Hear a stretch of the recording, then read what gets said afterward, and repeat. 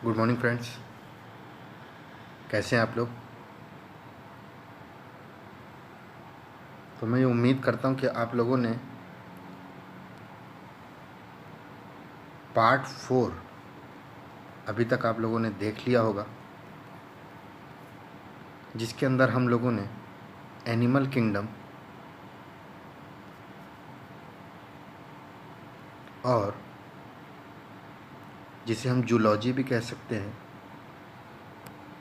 और इसके साथ हमने थोड़ा बहुत इकोलॉजी, पॉल्यूशन, पॉपुलेशन, इन सब के बारे में हमने पिछले उसमें अध्ययन किया।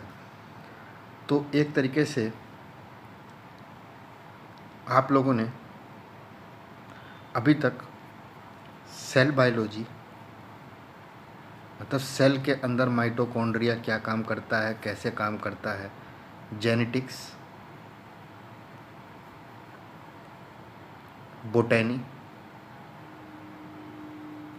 और जूलॉजी, और थोड़ा बहुत मैं कहूँ तो आप लोगों ने इकोलॉजी देख लिया। तो एक तरीके से आपने वाइड स्केल पर बायोलॉजी अभी तक पढ़ी, ठीक है।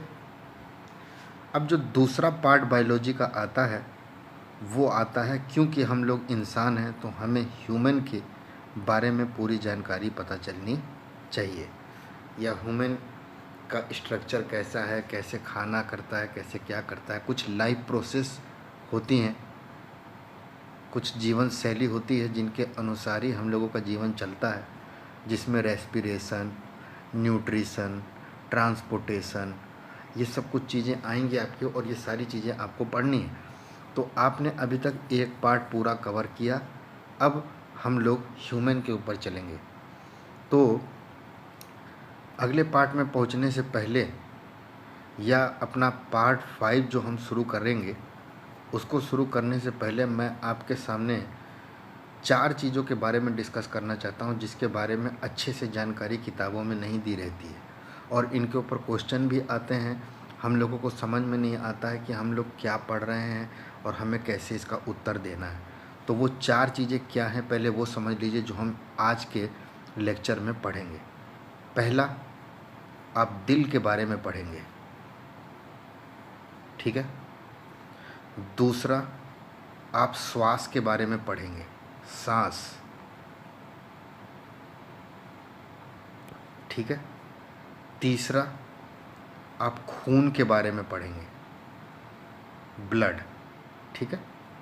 और लास्ट में हम लोग कुछ लिम्स के बारे में पढ़ेंगे। ये कुछ ऐसी चीज़ें हैं जिनके ऊपर एग्ज़ामों में क्वेश्चन पूछे जाते हैं। तो हमारा काम है कि सबसे पहले आगे के पार्ट में पहुंचने से पहले इन 4 पार्ट को हम लोग क्लियर कर लें, ठीक है। तो आइए, जो आज के लेक्चर मैं दूंगा उसकी पीडीएफ की लिंक मैं अपने कमेंट सेक्शन में डाल दूंगा, वो आप देख सकते हैं, ताकि आपके पास एक हार्ड कॉपी के रूप में भी वो चीज़ मौजूद हो जाए। और जो भी चीज़ हम लोग आज के लेक्चर में पढ़ेंगे, ये सारी चीज़ें सोर्स गूगल और इन्हीं अलग अलग माध्यम से निकाले गए हैं। तो लेक्चर को आपको पूरा लास्ट तक जब आप देखेंगे, तभी आपको इस जो आज टॉपिक हमने डिस्कस किया है उसका पूरा ज्ञान होगा।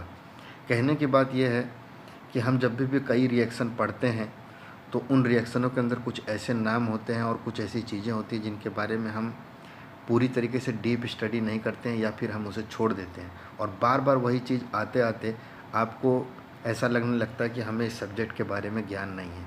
तो मैं वही चीज़ चाह रहा हूँ कि आप लोग आज के जो 4 टॉपिक हैं उसे अच्छे से समझिए, और उसके बाद बताइएगा मुझे कि आपको ये लेक्चर कैसा लगा, ठीक है। आइए हम लोग लेक्चर की तरफ बढ़ते हैं। तो सबसे पहले आपको लिखा गया है pathway of blood through the heart, मतलब हमारे दिल में जो ब्लड का फ्लो है वो किस तरीके से होता है। अब सबसे पहले आपको ध्यान रखना है कि ब्लड 2 प्रकार के हो सकते हैं। एक हो सकता है आपका डीऑक्सीजनेटेड और एक होता है आपका ऑक्सीजनेटेड। तो हमारे शरीर की ऊर्जा के लिए हमें ऑक्सीजनेटेड ब्लड चाहिए, और जो ऑक्सीजनेटेड ब्लड हम इस्तेमाल कर लेते हैं वो डीऑक्सीजनेटेड ब्लड निकलने का भी माध्यम चाहिए। तो हार्ट में कैसे ब्लड का पाथवे होता है इसे आपको समझना है। देखिए क्या लिखा है, deoxygenated blood from the body returns from the vena cava and enters through the right atrium. तो सबसे पहले आपको बात ये याद रखनी है कि डीऑक्सीजनेटेड ब्लड जो आता है वो कहाँ पे आता है, हमारे राइट आर्ट्रियम में आता है। और किसके माध्यम से आता है, through vena cava. Vena cava एक धमनी है, इसी के माध्यम से या इसी पाइप के माध्यम से आपका डीऑक्सीजनेटेड ब्लड आता है। अब देखिए, राइट आर्ट्रियम से ये हमारे दिल के राइट वेंट्रिकल में पहुंच गया, और इन दोनों के बीच में एक वॉल्व लगी रहती है जो खुलती और बंद होती है। उस वॉल्व को हम लोग कहते हैं ट्राइकप्सिड वॉल्व।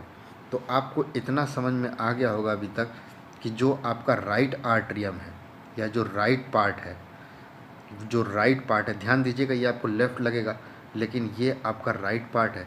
और राइट पार्ट आपके किसके लिए है, डीऑक्सीजनेटेड ब्लड के लिए है, पहली चीज़। दूसरा, इन दोनों के बीच में जो वॉल्व है उसका नाम है ट्राइकप्सिड वॉल्व। और जो डीऑक्सीजनेटेड ब्लड आता है वो कौन से माध्यम से आता है, वेना कावा। यहाँ तक आपको कोई दिक्कत नहीं। आगे आइए, आगे लिख रहा है the right ventricle pumps the blood through the pulmonary valve to the lungs for the oxygenation. अब राइट वेंट्रिकल से आपका डीऑक्सीजनेटेड ब्लड शरीर से बाहर निकलेगा और हार्ट से बाहर निकलेगा और कहाँ पे जाएगा, लंग में जाएगा। डीऑक्सीजनेटेड ब्लड आपके कहाँ से निकल रहा है, राइट वेंट्रिकल से निकल रहा है, और ये ऑक्सीजनेटेड होने के लिए कहाँ पे जा रहा है, लंग में जा रहा है। यहाँ तक आपको कोई दिक्कत नहीं।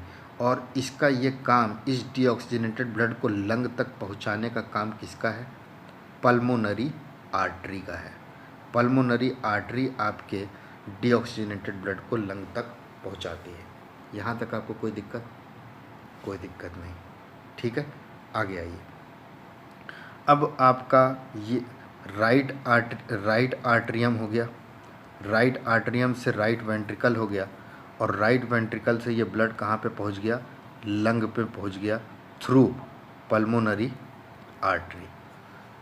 आर्टरी के माध्यम से। अब देखिए, यही लंग दोबारा फिर आएगा आपके हार्ट में, और कहाँ पे आएगा, लेफ़्ट आर्ट्रियम में। और लेफ़्ट आर्ट्रियम हमारा कौन सा है, ये ब्लड आपका कहाँ पे आ गया, लेफ़्ट आर्ट्रियम से ये लेफ़्ट वेंट्रिकल में जाएगा, और इन दोनों के बीच में जो वॉल्व लगी रहती है उसे हम लोग बायकप्सिड, इसको ट्राइकप्सिड कहते थे, इसको बायकप्सिड वॉल्व कहेंगे या मिट्रल वॉल्व कहेंगे। तो आपका जो लेफ़्ट वाला पार्ट है वो किसके लिए है, ऑक्सीजनेटेड ब्लड के लिए है, ऐसे ब्लड जिसके अंदर ऑक्सीजन मौजूद हो। तो हमें ऑक्सीजनेटेड ब्लड ही हमारे शरीर को चाहिए। तो लंग से ये वाला ब्लड जो चीज़ है, ऑक्सीजनेटेड ब्लड आया कहाँ पे, लेफ़्ट आर्ट्रिकल में, फिर बायकप्सिड वॉल्व से लेफ़्ट वेंट्रिकल में ये पहुँच गया। यहाँ तक आपको कोई दिक्कत। अब लेफ़्ट वेंट्रिकल में पहुँचने के बाद यहाँ से ये ब्लड पंप हुआ और हमारे पूरे बॉडी में ये ऑक्सीजनेटेड ब्लड पहुँच गया, और इसको पूरे बॉडी तक पहुँचाने का काम किसका है, ऑर्टा, AORTA, याद रखिएगा, ऑर्टा, ठीक है। ऑर्टा के माध्यम से ये पूरा का पूरा ऑक्सीजनेटेड ब्लड हमारे कहाँ पे पहुँच जाता है, शरीर में। तो ये कुछ चीज़ें थी जो आपको हार्ट के बारे में समझनी थी। आगे बढ़े हम लोग, आगे आइए, देखिए अब क्या क्या चीज़ें लिखी हुई हैं। अब मैंने आपको पीछे समझा दिया, तो अब हम रीड करते हैं। Oxygenated rich blood from the lungs and enter the heart through the pulmonary vein. Oxygenated rich blood जो है वो लंग्स से हमारे हार्ट में आता है। हार्ट में कहाँ पे आता है, लेफ़्ट आर्ट्रियम में आता है, और उसका क्या नाम है, पल्मोनरी वेन। पल्मोनरी वेन, याद रखिएगा, पल्मोनरी वेन। और यहाँ से उसके बाद जब ये पल्मोनरी वेन से पहुँचा तो लेफ़्ट वेंट्रिकल में ये पहुँचेगा किसके माध्यम से, मिट्रल वॉल्व के माध्यम से पहुँचेगा, और उसके बाद हमारे पूरे बॉडी में कहाँ पे कैसे पहुँचेगा, ऑर्टा से। यहाँ तक समझ में आ गया। आपको इतना और याद रखना है कि आपने पल्मोनरी आर्टरी के बारे में पढ़ा था, अगर आपको ध्यान हो और पल्मोनरी आर्टरी हमारी क्या करती थी, राइट वेंट्रिकल से ब्लड को लंग तक पहुंचाने का काम पल्मोनरी आर्टरी का है, और लंग से हार्ट में दोबारा ऑक्सीजनेटेड ब्लड लाने का काम पल्मोनरी वीन का है। समझ गए इतना? आगे आइए, इतनी चीज़ें आपको समझ में आ गई। इसमें भी यही चीज़ बता रहा है, और आप देख रहे होंगे कि लंग की तरफ यहाँ से ब्लड निकल रहा है, इसका मतलब डीऑक्सीजनेटेड ब्लड, और फिर वहाँ से ब्लड आ रहा है फ्रॉम लंग से, तो ये हो गई पल्मोनरी वीन, और यहाँ पे आपको क्या मिल गया, पल्मोनरी आर्टरी। और देखिए ऑर्टा से पूरा का पूरा ब्लड बॉडी में जा रहा है। यहाँ तक आपको समझ में आ गया? कोई दिक्कत? कोई दिक्कत नहीं। आगे आइए, और इन्होंने साफ साफ आपको दिखाया भी है कि नीले कलर वाला पूरा डीऑक्सीजनेटेड ब्लड है और लाल वाला आपका ऑक्सीजनेटेड ब्लड है। आगे आइए, आगे इन्होंने वही सारी चीज़ें बताई हैं। ऑर्टा क्या काम करता है, pulmonary artery, pulmonary vein, left auricle, left ventricle, right ventricle, valves और राइट ऑरिकल, ये सारी चीज़ें हमने पीछे डिस्कस कर ली हैं, और ये पूरी चीज़ें यही लिखी गई हैं। आप इसे अपने आप से भी पढ़ सकते हैं। ठीक है, आगे आइए। इसमें भी आपको यही चीज़ बता रहा है जो मैंने अभी आपको समझाया कि राइट आर्टरियम से राइट वेंट्रिकल में पहुंचेगा, और राइट वेंट्रिकल से पूरा का पूरा ब्लड कहाँ पे पहुंच जाएगा, लंग में, और ये पूरा ब्लड कौन सा है, डीऑक्सीजनेटेड ब्लड है। फिर लंग से आपका ऑक्सीजनेटेड ब्लड पल्मोनरी वीन के माध्यम से लेफ्ट आर्टरिकल में आएगा, और लेफ्ट आर्टरियम से लेफ्ट वेंट्रिकल, और फिर यहाँ से पूरे बॉडी में पहुँचेगा किसके माध्यम से, ऑर्टा के माध्यम से। यहाँ तक आपको कोई दिक्कत? कोई दिक्कत नहीं। आगे चलिए, इसमें भी आपको यही चीज़ बता रहा है जो मैंने आपको बताया कि our circulatory system is double circulatory, एक बार डीऑक्सीजनेटेड और एक बार ऑक्सीजनेटेड।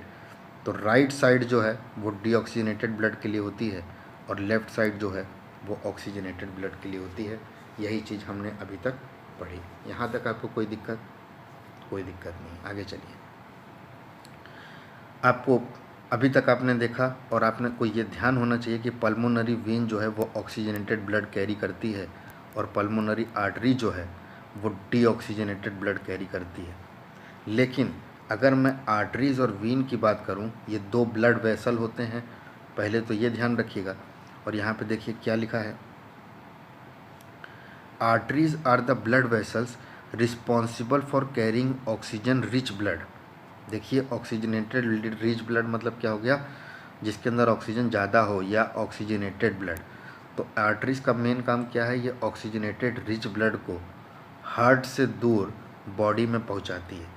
मतलब हार्ट से बॉडी में पहुंचाने का काम ऑक्सीजनेटेड ब्लड का किसका है, आर्टरीज का। लेकिन पल्मोनरी आर्टरी की जब मैं बात करूं तो आपको पता होना चाहिए कि डीऑक्सीजनेटेड ब्लड जो है उसको लंग तक पहुंचाने का काम किसका है, पल्मोनरी आर्टरी का। लेकिन वहाँ से हार्ट से बॉडी तक जो blood vessel oxygenated blood carry करती है वो आर्टरीज हो गई। उसी तरीके से वीन्स क्या हैं, they carry the deoxygenated blood, low in oxygen मतलब डीऑक्सीजनेटेड ब्लड। इसको क्या करती हैं, बॉडी से दूर हार्ट तक ले जाती हैं ऑक्सीजनेशन करने के लिए। बॉडी से निकाल कर हार्ट तक ले जाती हैं ऑक्सीजनेशन करने के लिए। समझ गए आप? कोई दिक्कत यहाँ तक? तो आपको बस इतना ध्यान रखना है कि आर्टरीज जो हैं वो ऑक्सीजनेटेड ब्लड, और हमें मालूम है ऑक्सीजनेटेड ब्लड की ज़रूरत कहाँ पे पड़ती है, हमें ज़रूरत पड़ती है बॉडी में। तो इसका मतलब हार्ट से बॉडी। उसके बाद वीन्स पे आएंगे तो डीऑक्सीजनेटेड ब्लड की बात हो रही है, और डीऑक्सीजनेटेड ब्लड अगर सही करना है तो इसका मतलब ब्लड से हार्ट की तरफ आपको जाना होगा। कोई दिक्कत? कोई दिक्कत नहीं। आगे आइए, आगे फिर से इसने वही चीज़ बताई है, ब्लड सर्कुलेशन, जो मैंने आपको समझा दिया। आप इसको देख के भी समझ सकते हैं। आगे चलिए, अब आते हैं हम लोग ब्लड के ऊपर। हार्ट तक आप समझ गए। जैसे ही हम लोग ब्लड पे पहुंचते हैं तो ब्लड जो है उसे हम दो भाग में डिवाइड कर सकते हैं, एक फ्लूइड और एक सॉलिड। तो फ्लूइड जो है, जो मतलब कि तरल पदार्थ है उस ब्लड का, उससे प्लाज्मा कहते हैं, और इस प्लाज्मा के अंदर आपका प्रोटीन और सीरम ये दोनों मौजूद होता है। और जब ब्लड के हम हार्ड पार्ट की बात करें तो वो ब्लड सेल होती है, और ब्लड सेल तीन प्रकार की होती है, एक एरिथ्रोसाइट, एक WBC और एक प्लेटलेट्स। यहाँ पे मैं आपको एक चीज़ और बताना चाहता हूँ कि एरिथ्रोसाइट्स को आप RBC कहते हैं, WBC की बात करें तो इसे लिम्फोसाइट्स कहते हैं। लिम्फ से संबंधित है लिम्फोसाइट्स, और प्लेटलेट्स की बात करें तो इसे हम कहते हैं थ्रोम्बोसाइट्स, TH थ्रोम्बोसाइट्स। ये आप आगे सब चीज़ समझ में आएगी, अभी बस आप इतना देख लीजिए कि ब्लड के कौन कौन से प्रकार होते हैं। ठीक है, आगे आइए। आगे फिर इसने बताया वही चीज़ कि ब्लड जो है, सबसे पहले आपको एक चीज़ और ध्यान रखनी है कि ब्लड आपका कनेक्टिव टिश्यू है, और वो भी फ्लूइड कनेक्टिव टिश्यू है, पहली चीज़। दूसरा, जो ब्लड, अगर मैं सॉलिड कंपोनेंट की बात करूं तो हमारे ब्लड कर्पसूल या ब्लड सेल कौन कौन से हैं? RBC, प्लेटलेट्स और WBC। तो RBC देखिए क्या काम करता है, ये ऑक्सीजन और CO2 को कैरी करने का काम करता है, रेड ब्लड सेल। दूसरा, हमारे RBC में हेमोग्लोबिन मौजूद होता है, जिससे हमारे शरीर का रंग जो है या हमारे खून का रंग जो है वो लाल होता है RBC के कारण। ठीक है, RBC में ही आपका हेमोग्लोबिन मिलता है। प्लेटलेट्स में आए तो ये ब्लड क्लॉटिंग के लिए काम होता है, और ब्लड क्लॉटिंग मतलब जब आपको चोट लगती है तो आपका खून जो जमता है वो आपका ब्लड क्लॉटिंग का हिस्सा है। आगे आइए WBC पे। WBC defence bye engulfing the germ and producing antibody. हमारे शरीर में बीमारी से लड़ने के लिए एंटीबॉडी बनाना और हमारे शरीर को डिफेंस देना, ये सब काम किसका है? WBC का। इसके बाद आते हैं हम लोग प्लाज्मा पे। तो प्लाज्मा में आप इतना समझिए कि ये येलो कलर का एक फ्लूइड है, जिसमें 90% वाटर है और 10% ऑर्गेनिक सब्सटेंस है। और इस ऑर्गेनिक सब्सटेंस में आपकी सारी चीज़ें आ जाती हैं, प्रोटीन, एल्बुमिन, ग्लोबुलिन, मिनरल, ये सब चीज़ें आपको प्लाज्मा में मिल जाएंगी। तो इस तरीके से आपके ब्लड के 2 पार्ट हैं जो आपने समझे। आगे आइए। आगे यहाँ पे कुछ चीज़ें हैं जो आपको ध्यान रखनी है, मैं बताता हूँ और आप इसको समझिए। ये लोग बोल रहे हैं कि सीव ट्यूब, एक सीव ट्यूब होता है। क्या होता है ये आप फाइलम में पढ़े होंगे, जब जाइलम और फाइलम आप पढ़े होंगे। ये 2 वस्कुलर प्लांट में 2 वस्कुलर टिश्यू पाई जाती है, जाइलम और फाइलम। और फाइलम जो है वो फूड ट्रांसपोर्ट के काम में आता है प्लांट में। तो इस फाइलम के स्ट्रक्चर में आपको क्या मिलेगा? Sieve tube. और दूसरा इन्होंने बोला है एरिथ्रोसाइट RBC। तो आपका सीव ट्यूब हो गया और RBC हो गया, ये दोनों ऐसी चीज़ें हैं जिनके अंदर आपको न्यूक्लियस नहीं मिलेगा। तो इसका मतलब वो पूछते हैं कि which of them does not contain the nucleus, तो आपको पता होना चाहिए सीव ट्यूब और RBC। यहाँ तक कोई दिक्कत? कोई दिक्कत नहीं। आगे आइए। आगे ये लिख रहा है, some white blood cells have nuclei that are lobed and separated into pieces so they can squeeze through blood vessels more quickly. Other WBC acts as a factory of anti-germs weapons and need big nuclei to store the DNA and make those weapons। ये यहाँ पे ये बताने की कोशिश कर रहा है कि WBC के अंदर न्यूक्लियस होना इसलिए इम्पोर्टेंट है क्योंकि इन्हें एंटी जर्म या बीमारी से लड़ने के लिए जो वैक्सीन बनानी होती है या जो वेपन बनाने होते हैं, उनके लिए इन्हें DNA की ज़रूरत पड़ती है, DNA स्टोर करना होता है। इसीलिए आपके WBC में न्यूक्लियस मिलता है और RBC में आपका न्यूक्लियस नहीं होता है। यहाँ पे एक बार फिर देख लीजिए, आपको समझ में आएगा। As WBC contain no nucleus, protein biosynthesis is currently assumed absent. आप इतना ध्यान रखिएगा कि जिसमें न्यूक्लियस प्रेजेंट होगा उसी के अंदर प्रोटीन की सिंथेसिस हो पाएगी। तो यहाँ पे आपको प्रोटीन सिंथेसिस नाम की कोई चीज़ नहीं मिलती, क्योंकि इनके अंदर न्यूक्लियस प्रेजेंट नहीं होता। दूसरा, because of the lack of nuclei red blood cell do not contain DNA। अब इनके अंदर न्यूक्लियस अगर प्रेजेंट नहीं है तो जाहिर सी बात है इनके अंदर DNA भी प्रेजेंट नहीं होगा, और अगर DNA प्रेजेंट नहीं होगा तो ये कोई भी RNA भी नहीं बना पाएंगे। Therefore they can not divide and have limited repair capability. इसीलिए RBC के अंदर कोई रिपेयर करने की क्षमता नहीं रहती, जैसे WBC में रहती है। ये छोटी छोटी चीज़ें हैं जो आपको पता रहनी चाहिए। तो आरबीसी के अंदर न्यूक्लियस क्यों नहीं रहता ये भी आपको पता चल गया, और इनके अंदर अगर न्यूक्लियस नहीं है तो डीएनए भी नहीं होगा और प्रोटीन की सिंथेसिस भी नहीं होगी। तो इतना आपको समझना है, न्यूक्लियस है तो डीएनए फॉर्मेशन होगी, डीएनए फॉर्मेशन होगी तो इसका मतलब आपके एंटी जर्म्स वेपन्स भी बन सकते हैं, इसीलिए आपके डब्ल्यूबीसी में न्यूक्लियस पाया जाता है। आगे आइए, आगे इन्होंने एक चीज़ और बताई है, इसे देख लीजिए आप। The absence of nucleus is an adaptation of RBC for its role. Nucleus का ना प्रेजेंट होना ही आरबीसी के काम को बढ़ाता है। कैसे बढ़ाता है? It allows the RBC to contain more haemoglobin. अगर न्यूक्लियस प्रेजेंट नहीं होगा तो आरबीसी की जो जगह खाली है वहाँ पे हेमोग्लोबिन जमा होने लगेगा। देयरफॉर कैरी मोर ऑक्सीजन मॉलिक्यूल, और जितना ज़्यादा हेमोग्लोबिन जमा होगा उतनी ऑक्सीजन की कैरिंग कैपेसिटी हमारे ब्लड की बढ़ेगी। हमारा ब्लड जो ऑक्सीजन को कैरी करता है, ऑक्सीजनेटेड ब्लड, उसका कैरी करने का काम किसका है? हेमोग्लोबिन का। और ये आरबीसी में मौजूद होता है, और आरबीसी में ये ज़्यादा संख्या में तभी मौजूद हो सकता था जब आरबीसी के अंदर न्यूक्लियस मौजूद न हो। इसीलिए आपको ये पता चला कि जो न्यूक्लियस नहीं है उससे हेमोग्लोबिन बना, और हेमोग्लोबिन ज़्यादा बनने से ज़्यादा ऑक्सीजन कैरी होने लगा। ठीक है। It also allows the cell to have distinct biconcave shape which aids diffusion. ये आपको समझने की ज़रूरत नहीं है, बस इतना समझिए कि हेमोग्लोबिन ज़्यादा होने से आपके ब्लड या सेल जो है उसका शेप बाइकॉन्केव टाइप का हो जाता है।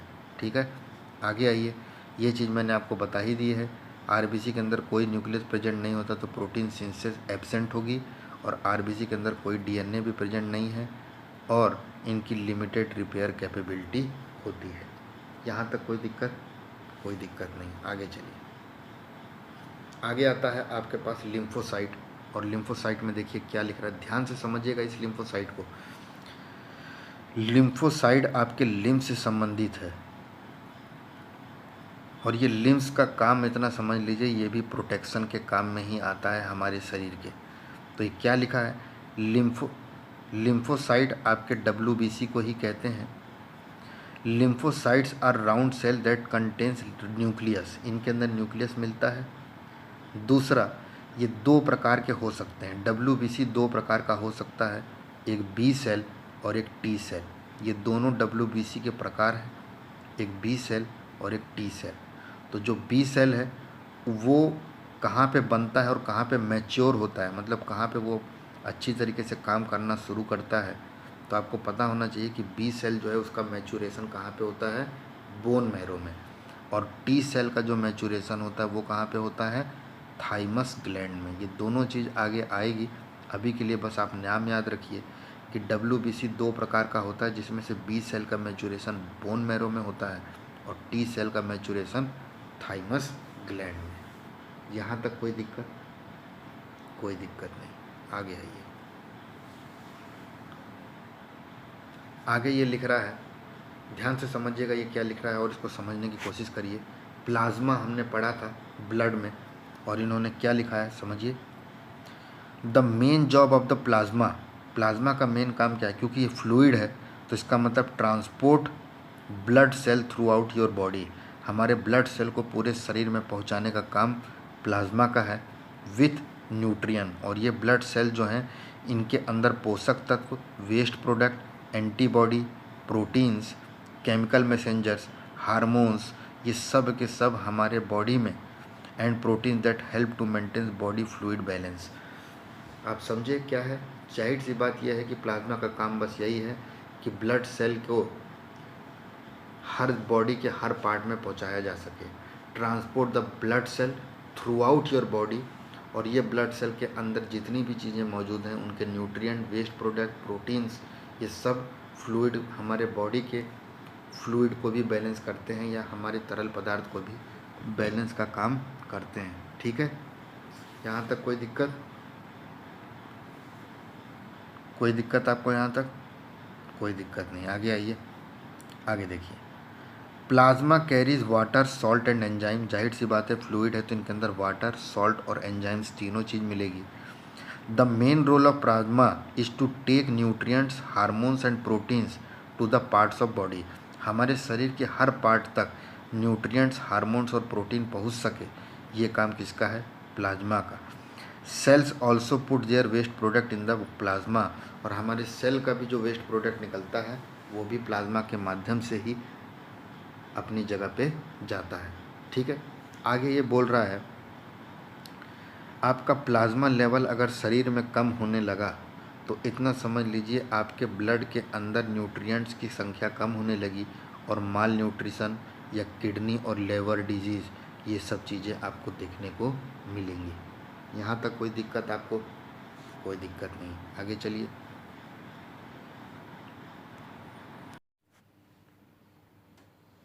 तो अगला पार्ट देखिए क्या लिखा है। इन्होंने लिखा है RBC, most WBC and platelets are produced in bone marrow. इसका मतलब इन तीनों का निर्माण कहाँ पे होता है? Bone marrow. आगे देखिए, ये बोन मैरो असल में होती क्या है?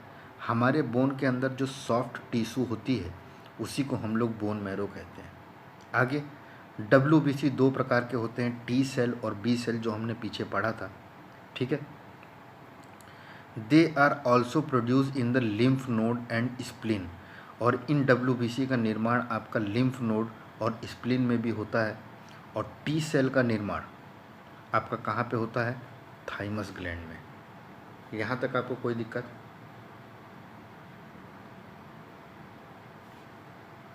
टी सेल आपके थाइमस ग्लैंड में, बी सेल आपके लिम्फ नोड और स्प्लीन में। ये सब लिम्फेटिक सिस्टम का है, आप आगे पढ़ेंगे तो उसके अंदर मैं आपको इसके बारे में बताऊंगा। तो लिम्फ नोड और स्प्लीन में आपके बी सेल का निर्माण, और टी सेल का निर्माण कहाँ पे हो गया? आपके थाइमस ग्लैंड में।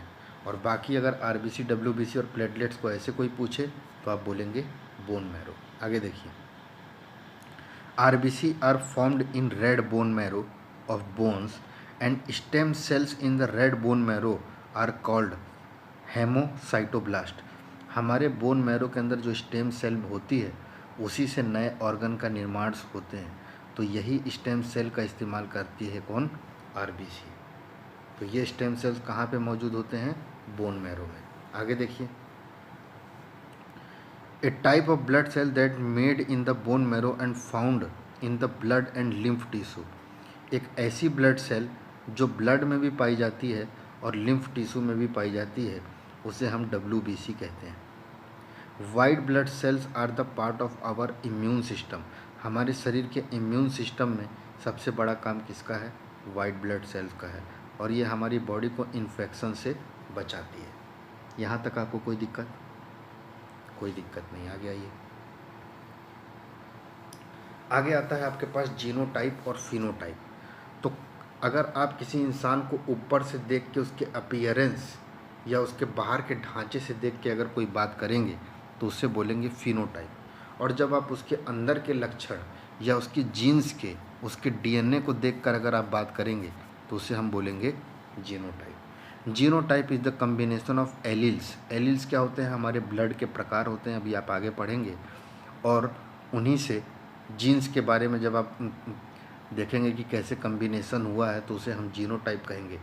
और जब हम उसके अपीयरेंस की बात करेंगे तो उसे हम क्या बोलेंगे? फिनोटाइप। यहाँ पे जीनोटाइप को जीन कोड भी कहते हैं, और फिनोटाइप को हम लोग फोटो या ऊपर का उसका ढांचा। यहाँ तक आपको कोई दिक्कत? कोई दिक्कत नहीं। आगे आइए। यहाँ पे इन्होंने जीनोटाइप और फिनोटाइप में थोड़े अंतर बताए हैं, तो उन्हें भी आप देख लीजिए। बोल रहे हैं कि जीनोटाइप जो है ये जेनेटिक कंपोजिशन के बारे में बताता है। दूसरा, आपकी एंसेस्ट्री, आपके पुराने पूर्वज कैसे हैं उसके बारे में बताएगा। और तीसरा,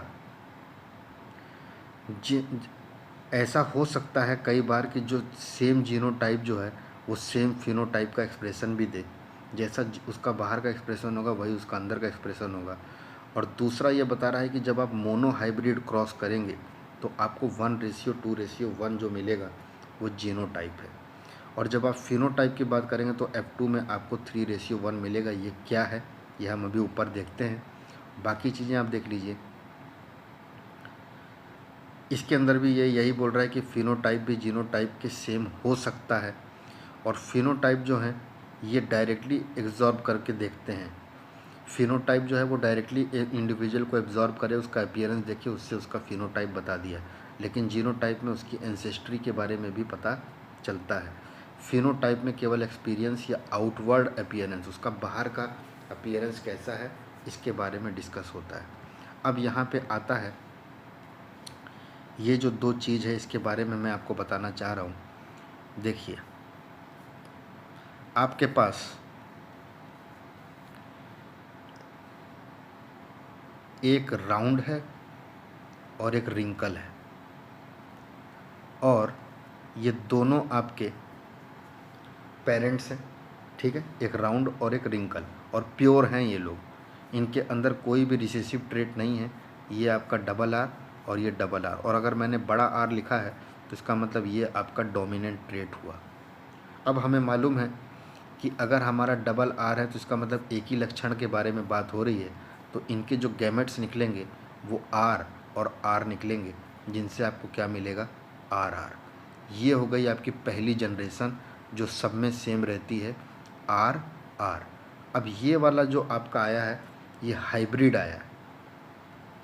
हाइब्रिड इसलिए आया क्योंकि इसके अंदर बड़ा आर भी है और छोटा आर भी है, और ये दोनों आपके क्या थे, ये प्योर, ये ट्रेट थे, ये प्योर ट्रेट थे, और ये आपके हाइब्रिड ट्रेट है जिसमें आपका आर और आर आ गया। अब देखिए, मेरा कहने का मतलब यहाँ पे ये है कि जब आपका ये आर और आर आया तो आपके अब जो गैमेट निकलेंगे वो एक बड़ा आर और एक छोटा आर निकलेगा, ठीक है।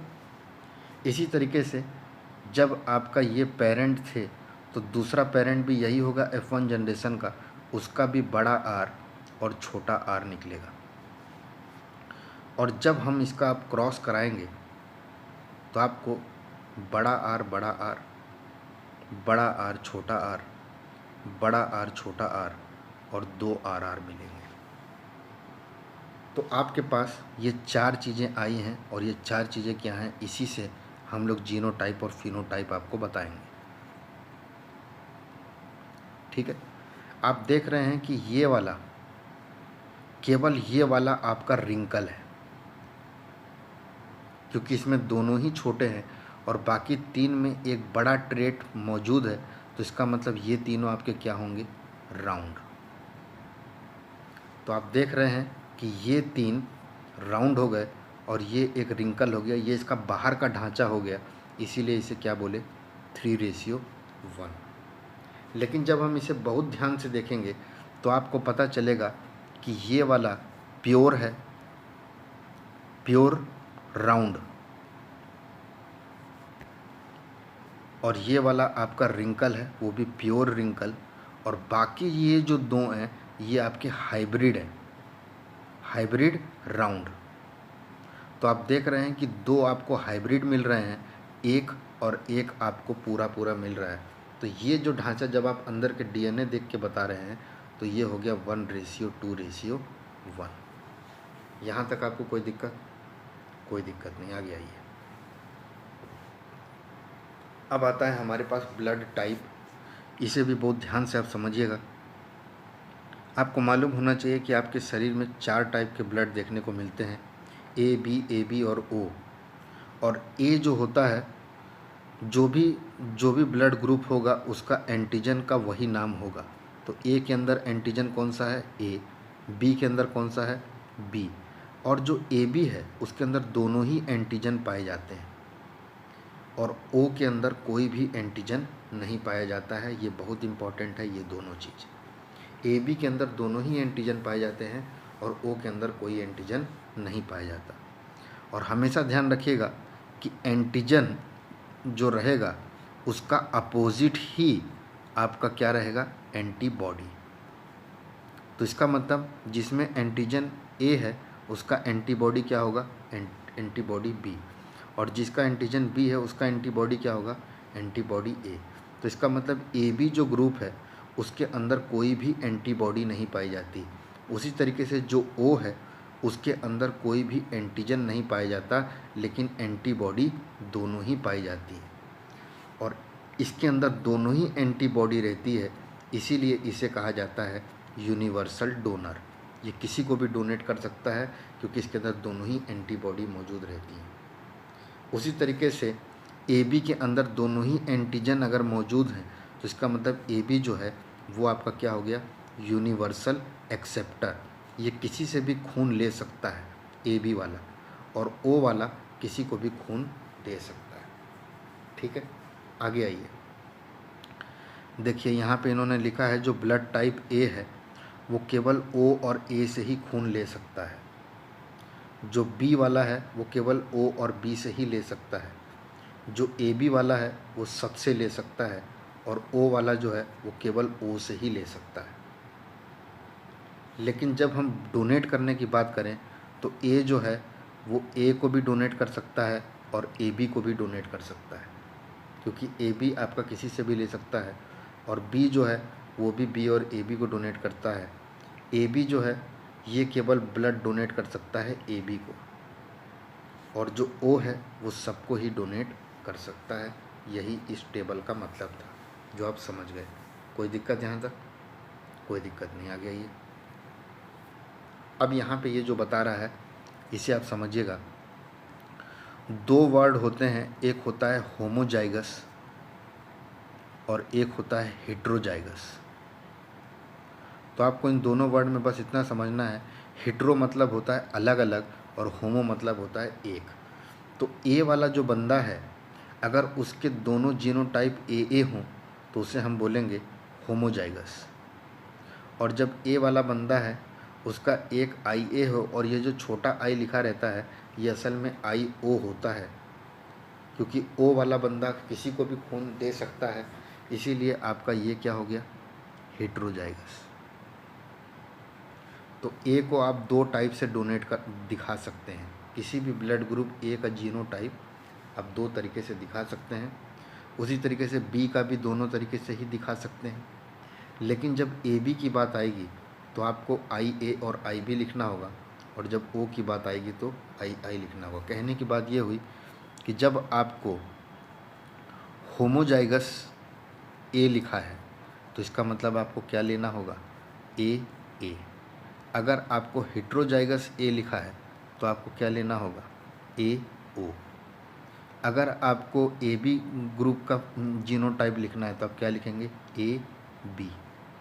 और अगर आपको ओ का लिखना होगा तो आप क्या लिखेंगे, ओ ओ। समझ गए आप? ये आपको इसलिए बताया जा रहा है, वो आपसे पूछेगा कि अगर आपके फादर का ब्लड ग्रुप ए है और आपकी मदर का ब्लड ग्रुप ए है तो चिल्ड्रन का ब्लड ग्रुप क्या होगा। तो आपको यहाँ पे ध्यान देना है, ए है तो इसका मतलब ए भी हो सकता है और ए ओ भी हो सकता है, लेकिन माँ जो है ओ है तो इसका मतलब वो ओ ही होगी और ये भी ओ ही होगी। तो आप जब इसे टेबल बनाएंगे और आप देखेंगे तो आपको सब ए ओ ही मिलेगा। इसका मतलब सारे के सारे लड़के जो होंगे वो ब्लड ग्रुप किसके होंगे, ए के होंगे। लेकिन जब आप यहाँ पे आएंगे तो आपको मिलेगा कि 50% लड़के जो हैं वो आपके ए के होंगे और 50% लड़के जो होंगे वो आपके ओ ग्रुप के होंगे। तो इस तरीके से आपको चीज़ें देखनी पड़ती हैं, इसीलिए ये जीनोटाइप आपको बताया जाता है। आगे आइए।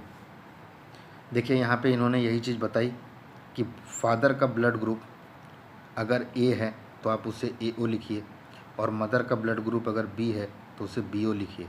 और जब आप इसे मल्टीप्लाई करके देखेंगे तो आपको पता चलेगा कि blood group A B, blood group B, blood group ये, और हर एक टेबल अगर 4 खाने हैं और 100% है तो हर एक टेबल कितने खाने का हुआ, 25%। तो हम बोल सकते हैं कि 25% आपका ए है, 25% आपका ओ है, 25% आपका बी है और 25% आपका ए बी है। इतने बच्चे आपके हो सकते हैं जिनकी पॉसिबिलिटी यहाँ पे है।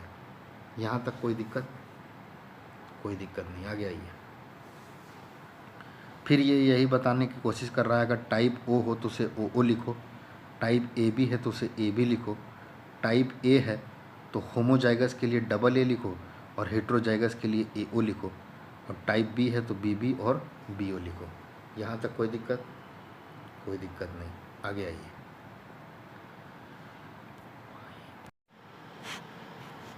तो आइए देखिए आगे क्या लिखा है। आगे इन्होंने लिखा है, ध्यान से समझिएगा इन लाइनों को। Blood type is based on the presence of two major antigen. कोई भी ब्लड का टाइप जो है वो दो एंटीजन से ही डिसाइड होता है, ए और बी। ये हमने अभी पीछे पढ़ा। जो भी एंटीजन आपके शरीर में होगा वही आपका ब्लड टाइप होगा। जैसे एंटीजन ए तो blood type A, antigen B तो blood type B. A and B दोनों किस में मौजूद होते हैं, ए बी में, और ए और बी कोई भी एंटीजन नहीं मौजूद होता है ए में। ठीक है। इसके अलावा इन्होंने बोला है एंटीजन होता क्या है। These are the protein on the surface of RBC membrane. जो आपकी रेड ब्लड सेल होती है उसके बाहर के मेम्ब्रेन पे ये वाला प्रोटीन मौजूद होते हैं, इन्हें हम एंटीजन कहते हैं। आगे देखिए, proteins made by lymphocyte. WBC द्वारा जो प्रोटीन बनता है वो एंटीबॉडी है। और कहाँ पे बनता है ये, प्लाज्मा में बनता है, ब्लड के फ्लूइड पार्ट में। Which are made in response to the presence of antigen. और ये किसके रिस्पॉन्स में काम करता है, एंटीजन प्रेजेंट है उसके रिस्पॉन्स में। They attack the foreign antigens. ये जो बाहर के एंटीजन आपके अगर ब्लड में आ जाते हैं तो उन्हें ख़त्म करता है। Which result in clumping. और क्लम्पिंग मतलब होता है कोई चीज़ इकट्ठा होना। आपका खून जो जमना होता है उसको हम लोग क्लम्पिंग ही कह सकते हैं। ठीक है। तो क्लम्पिंग मतलब हो गया, यहाँ पे एक वर्ड लिखा रहता है, ये याद रखिएगा आप, एग्लूटिनेशन। और इसका मतलब ही होता है क्लम्पिंग ऑफ ब्लड, मतलब टुगेदरनेस ऑफ ब्लड। जब आपके ब्लड आपस में जुड़ने लगे तो समझ लीजिए कि क्लम्पिंग का प्रोसेस शुरू हो गया। आगे देखिए, they are found in blood plasma. Antibody कहाँ मिलती है, ब्लड प्लाज्मा में।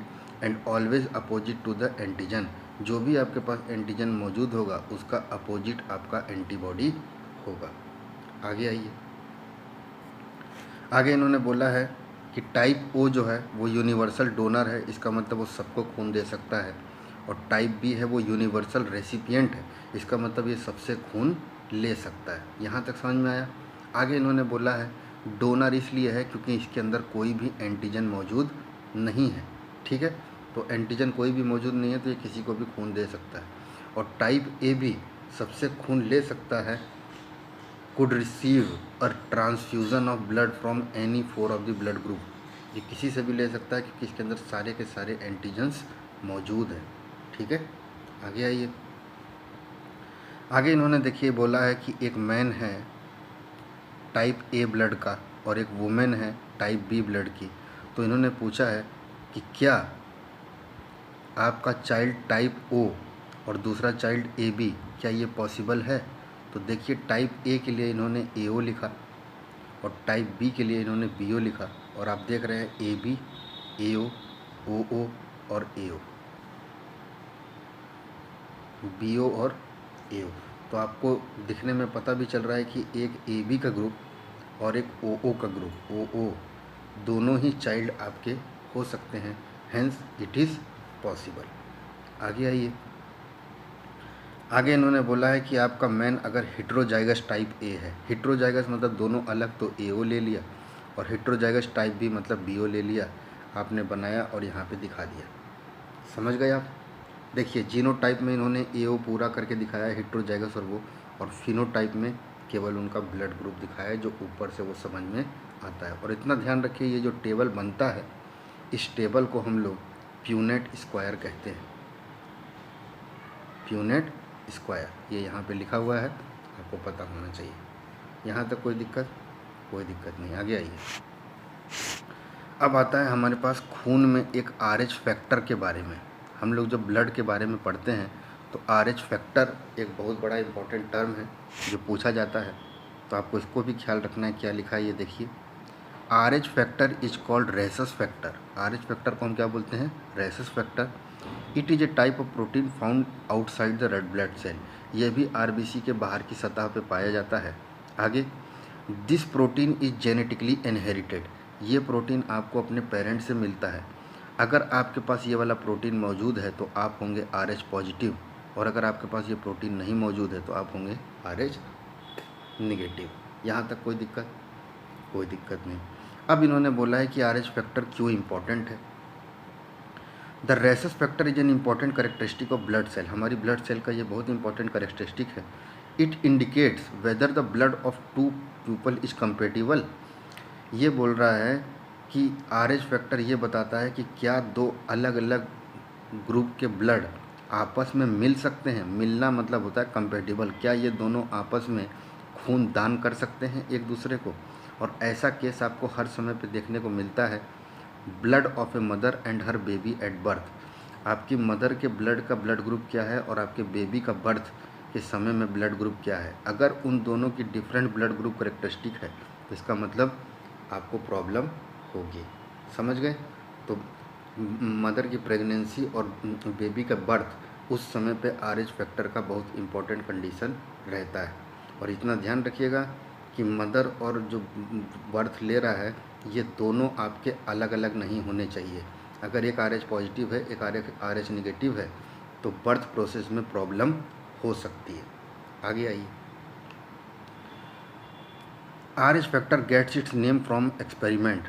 एक एक्सपेरिमेंट हुआ था साइंटिस्ट का, और साइंटिस्ट का नाम क्या है, लैंडस्टेनर और वीनर। इन दोनों ने ही RH फैक्टर की खोज की। और किस तरीके से खोज की? Their experiment involve rabbit. उन्होंने खरगोश लिया और उसके अंदर उन्होंने रहसस मंकी के रेड ब्लड सेल को उसके अंदर इन्फ्यूज़ किया। ठीक है। Which produce an antigen that is present in red blood cell of many human. और ये जो रहसस रेड ब्लड सेल है ये ह्यूमन के भी ब्लड सेल में पाई जाती है। यहाँ तक आपको कोई दिक्कत? कोई दिक्कत नहीं। आगे आइए। कॉजेज़, RH फैक्टर के ही कॉजेज़ हैं ये। A difference in blood type between pregnant women. हमारी जो वुमेन प्रेग्नेंट है उसकी ब्लड टाइप और उसके बेबी की ब्लड टाइप में RH इनकम्पेटिबिलिटी होने के कारण, RH इनकम्पेटिबिलिटी मतलब ये हुआ कि वुमेन आपकी RH नेगेटिव हो गई और बेबी आपका RH पॉजिटिव हो गया। उस समय पे इनकम्पेटिबिलिटी मतलब ये दोनों एक दूसरे में मिल नहीं सकते और इनके बीच में सामंजस्य नहीं बनेगा। ठीक है। आगे आइए। आगे देखिए इन्होंने क्या लिखा है, ध्यान से नाम सुनते रहिएगा और कोई बात नहीं है। RH disease also known as rhesus immunization, rhesus immunization, rhesus incompatibility, rhesus disease, rhesus haemo word कहीं पे भी लगा सकते तो समझ लीजिए ये ब्लड से संबंधित है। तो RHD hemolytic disease of the new born. तो HDN को ही हम लोग कहते हैं hemolytic disease of the new born. तो HDN डिजीज़ के लिए कौन रिस्पॉन्सिबल है? RH factor. ठीक है। और इसमें भी इन्होंने वही बताया है, फीटस मदर और चाइल्ड के बीच में जो RH प्रेगनेंसी का फैक्टर है उसी के बारे में बताया गया है। तो HDN आपको याद रखना है, hemolytic disease of the new born, जो RH डिजीज़ से ही बनता है या RH फैक्टर से ही बनता है। आगे आइए। आगे देखिए क्या लिखा है, the cellular portion of the blood cell RBC, WBC and platelets. ये कुछ सेलुलर पोर्शन है। RBC carry oxygen from the lung. RBC lung से ऑक्सीजन को पूरे शरीर में पहुंचाता है। WBC इन्फेक्शन से लड़ता है और प्लेटलेट्स आपके खून को जमाता है, क्लॉटिंग करता है। All blood cells are produced in the bone marrow. और ये सारे ब्लड सेल कहाँ पे प्रोड्यूस होते हैं? बोन मैरो में। आगे देखिए, white blood cell are bigger than the red blood cell. अगर हम साइज की बात करें तो वाइट ब्लड सेल की साइज बड़ी होती है and they are normally fewer in number. और WBC की संख्या कम होती है, इसके बारे में हम पीछे डिस्कस कर चुके हैं। When a person has a bacterial infection, अगर पर्सन को कोई बैक्टीरियल इन्फेक्शन है तो उस समय पे आपके वाइट सेल अचानक से बढ़ना शुरू हो जाते हैं और उस इन्फेक्शन को ख़त्म करते हैं। तो परिस्थिति के अनुसार WBC की संख्या या WBC का काउंट जो है वो बढ़ता रहता है। यहाँ तक समझ में आया आपको? कोई दिक्कत? New cells are constantly being form. नए सेल हमेशा बनते रहते हैं, कुछ बोन मैरो में और कुछ अदर पार्ट्स ऑफ बॉडी में। और वो अदर पार्ट्स ऑफ बॉडी कौन सी है?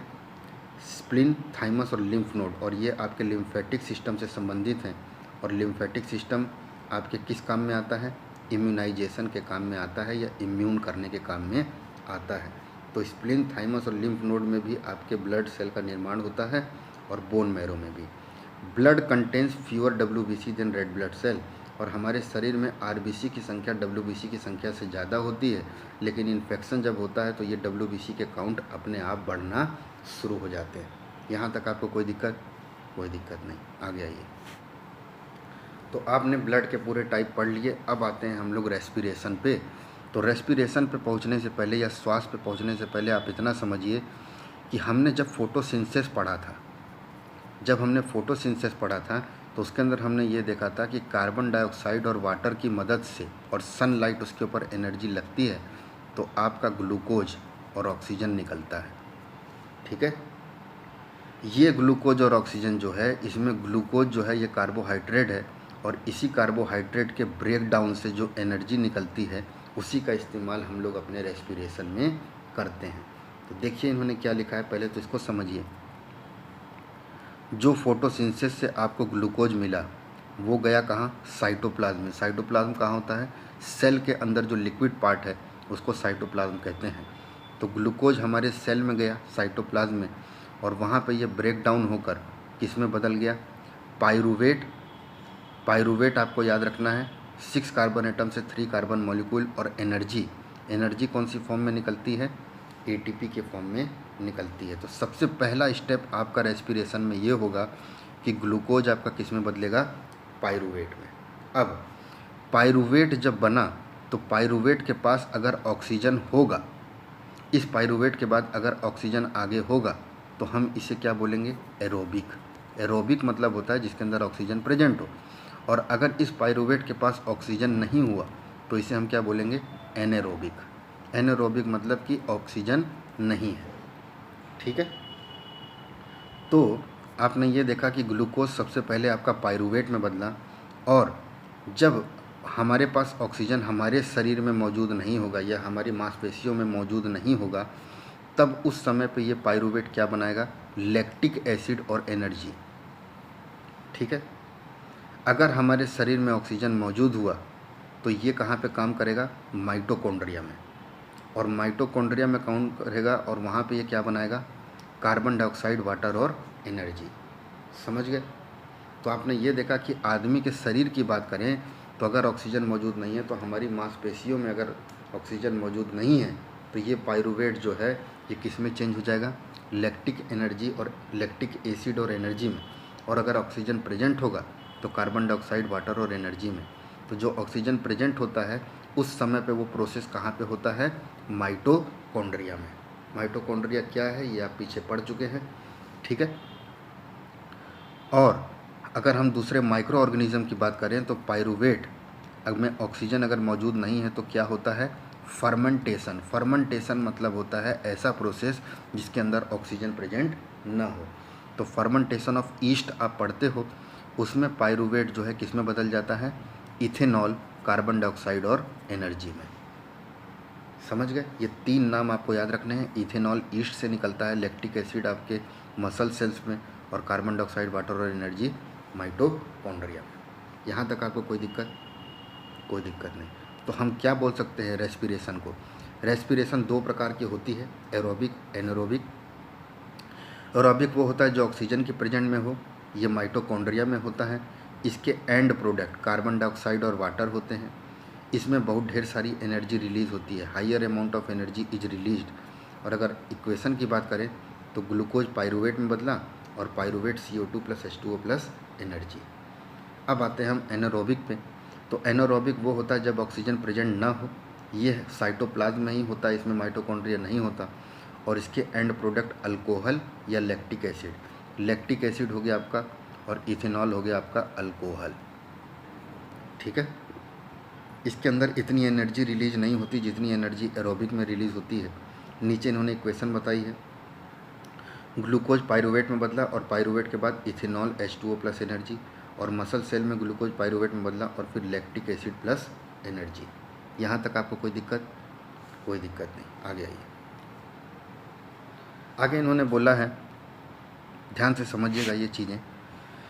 What is the role of electron transport chain in cellular respiration? तो सबसे पहले मैं आपको ये बताना चाहता हूँ कि अगर रेस्पिरेशन ऑक्सीजन के प्रेजेंस में हो रहा है तो 3 प्रोसेस आपके रेस्पिरेशन में होती है। पहला ग्लाइकोलाइसिस, ग्लाइकोलाइसिस मतलब ग्लूकोज का ब्रेकडाउन। फिर उसके बाद क्रेब्स साइकिल। ये क्रेब्स साइकिल क्या होती है आप आगे पढ़ेंगे। क्रेब्स साइकिल आपकी कहाँ पे होगी? माइटोकॉन्ड्रिया में, ठीक है। और लास्ट प्रोसेस होता है आपका electron transport chain. Electron transport chain, ये 3 प्रोसेस हैं, ग्लाइकोलाइसिस, क्रेब्स साइकिल और इलेक्ट्रॉन ट्रांसपोर्ट चेन, जो आपके रेस्पिरेशन में होता है। उसके अनुसार ही आपकी एटीपी या एनर्जी निकलती है। तो देखिए क्या लिखा है इन्होंने, the electron transport chain is the last stage of the respiration. हमारी रेस्पिरेशन का सबसे लास्ट स्टेज क्या है? Electron transport chain. It is the stage that produce most of the ATP molecule. आपके क्रेब्स साइकिल और ग्लाइकोलाइसिस से ज़्यादा energy आपके इलेक्ट्रॉन ट्रांसपोर्ट चेन में निकलती है। The electrons transfer their energy to the proteins. ये जो इलेक्ट्रॉन ट्रांसफ़र हो रहे हैं आपके इलेक्ट्रॉन ट्रांसपोर्ट चेन में, ये किसको एनर्जी देते हैं? To the proteins in the membrane, providing the energy of hydrogen ion is pumped across the inner mitochondrial membrane. आपके इनर माइटोकॉन्ड्रिया में हाइड्रोजन आयन का निकलना, हाइड्रोजन आयन निकलना मतलब इलेक्ट्रॉन का ट्रांसफ़र होना, उसी के माध्यम से आपकी एनर्जी निकलती है। आगे देखिए, the electron transport chain is the part of aerobic respiration. Electron transport chain किस में होती है? एरोबिक रेस्पिरेशन में होती है। And it uses free oxygen as the final electron receptor of the electron.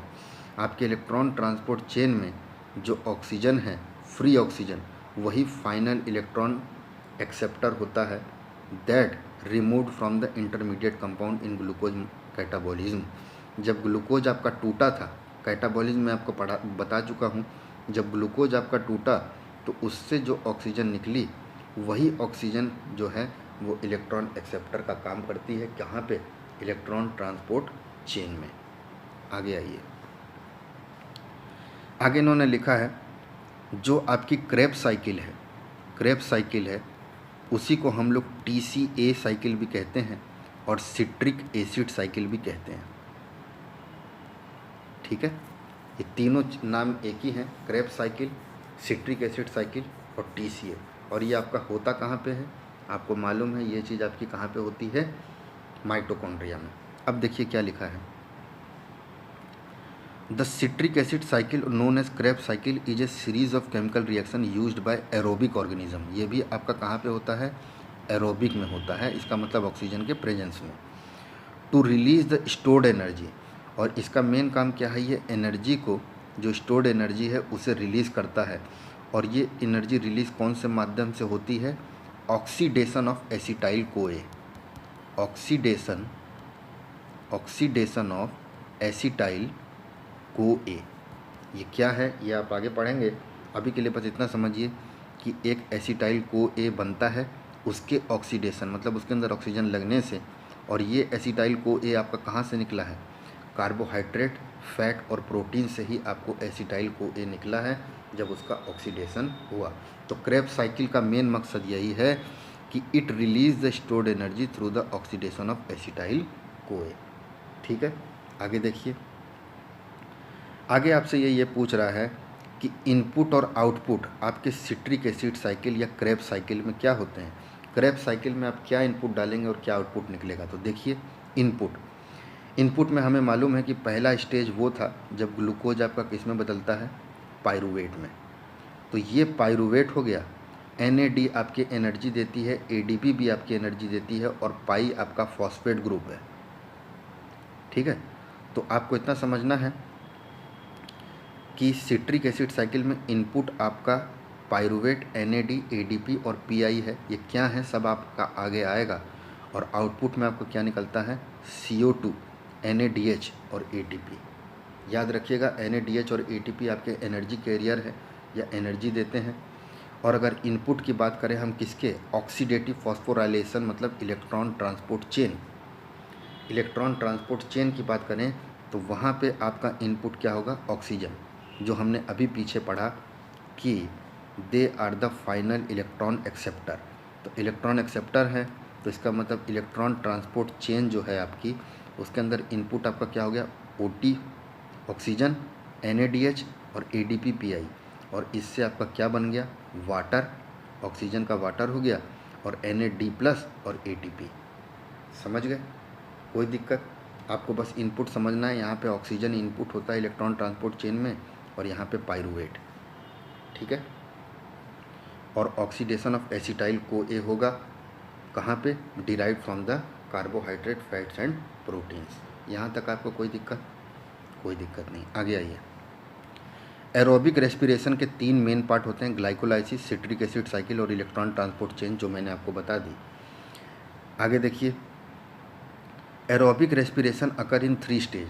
Aerobic respiration में 3 स्टेज होते हैं, ग्लाइकोलाइसिस, क्रेब्स साइकिल और इलेक्ट्रॉन ट्रांसपोर्ट। सबसे पहला काम क्या है, ग्लाइकोलाइसिस में आपके ग्लूकोज जो है, आपका ग्लूकोज जो है वो 2 मॉलिक्यूल ऑफ पाइरूवेट देगा। पहला चीज़, ग्लाइकोलाइसिस का मतलब क्या है, आपके ग्लूकोज का ब्रेकडाउन हुआ और वो क्या दे दिया, 2 मॉलिक्यूल्स ऑफ पाइरूवेट, ठीक है। और इस वाले प्रोसेस में ये जो पाइरूवेट निकलता है, इसमें 2 ATP या एनर्जी का इस्तेमाल भी होता है, तब जाके आपका पाइरूवेट निकलता है। तो नेट गेन अगर पूछा जाए कि ग्लाइकोलाइसिस से हमें कितनी एनर्जी मिलती है, तो केवल 2 OTP मॉलिक्यूल की एनर्जी हमें मिलती है। समझ गए? आगे देखिए, life first evolve in the absence of oxygen. सबसे पहले आपकी लाइफ का एवोल्यूशन ऑक्सीजन के बिना हुआ था।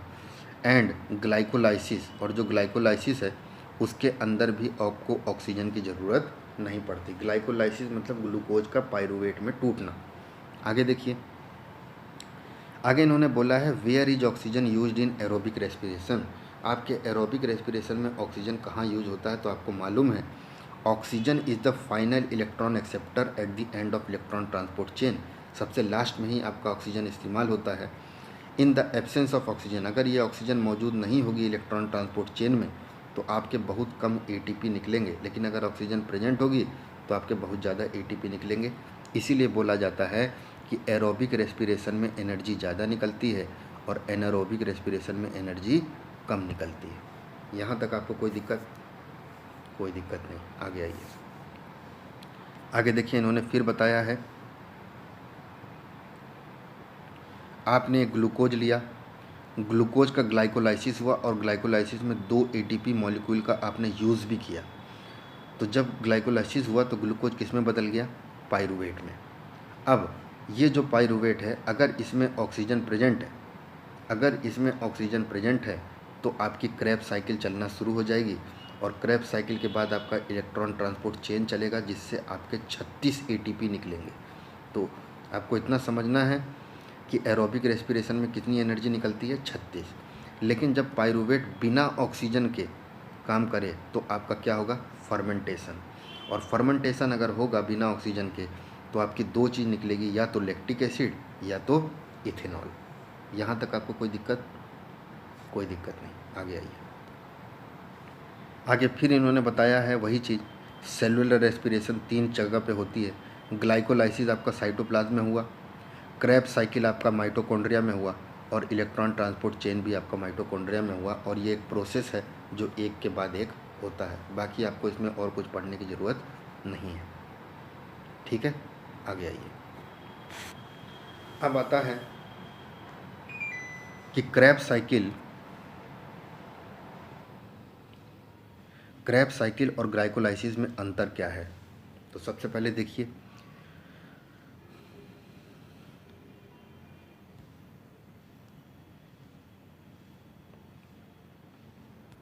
इन्होंने लिखा है Krebs cycle refers to the series of in which pyruvate is converted into acetyl CoA. सबसे पहले आपका पाइरूवेट किस में चेंज होगा, एसिटाइल कोए में, and is completely oxidise into carbon dioxide and water. और ये पूरा का पूरा लास्ट में कार्बन डाइऑक्साइड और वाटर में ऑक्सीडाइज्ड हो जाता है। लेकिन अगर हम ग्लाइकोलिसिस की बात करें तो इसमें ग्लूकोज के मॉलिक्यूल 2 पाइरूविक एसिड में टूटते हैं। यही दोनों अंतर है क्रेब्स साइकिल में। क्रेब्स साइकिल में आपका पाइरूवेट एसिटाइल कोए में कन्वर्ट होता है, और आपका ये एसिटाइल कोए पूरा कम्प्लीटली ऑक्सीडाइज्ड हो जाता है। ऑक्सीडेशन ऑफ एसिटाइल कोए लिखा था, जिससे आपको कार्बन डाइऑक्साइड और वाटर मिलती है।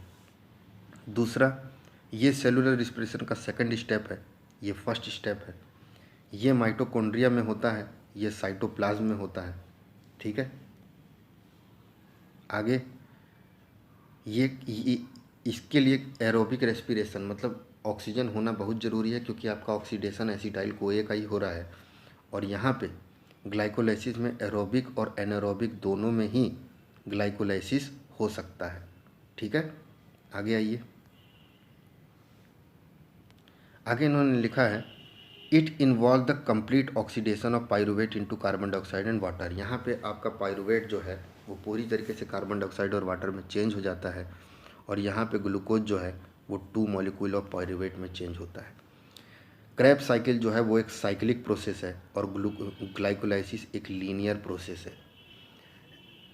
आपके क्रेब्स साइकिल में एंड प्रोडक्ट मतलब क्या निकलते हैं, कार्बन सब्सटेंस निकलता है जो आपने अभी देखा, और इसमें एंड प्रोडक्ट क्या निकलता है, organic substance pyruvate. Krebs cycle में कोई एनर्जी कंज्यूम नहीं होती, और हमने अभी देखा था ग्लाइकोलाइसिस के लिए 2 ATP आपका कंज्यूम होता है। क्रेब्स साइकिल में 6 NADH और 2 FADH2 प्रोड्यूस होते हैं, और पायरुवेट में 2 पायरुवेट, 2 ATP और 2 NADH प्रोड्यूस होते हैं, ठीक है। ये सब चीज़ें आप पीछे पढ़ चुके हैं, बस उसी को इन्होंने टेबुलर फॉर्म में बताया है। आगे देखिए, क्रेब्स साइकिल में अगर टोटल गेन बोला जाए, नेट गेन 24 ATP का होता है, और ग्लाइकोलाइसिस में 8 ATP का होता है, ठीक है। आगे देखिए, इसके अंदर कार्बन डाइऑक्साइड रिलीज़ होती है क्रेब्स साइकिल में, और इसमें कार्बन डाइऑक्साइड रिलीज़ नहीं होती, और ये होता है ऑक्सीडेटिव फॉस्फोराइलेशन, और ये इसके अंदर कोई ऑक्सीडेटिव फॉस्फोराइलेशन, ऑक्सीडेटिव मतलब ऑक्सीडेशन, तो ऑक्सीडेशन आपका इसमें देखने को मिलता है, यहाँ पे ऑक्सीडेटिव फॉस्फोराइलेशन नहीं होता। आगे देखिए, uses oxygen as the oxidant and they does not use oxygen. इसके अंदर ऑक्सीजन का यूज़ होता है और इसके अंदर ऑक्सीजन का यूज़ नहीं होता, ठीक है। आगे आइए,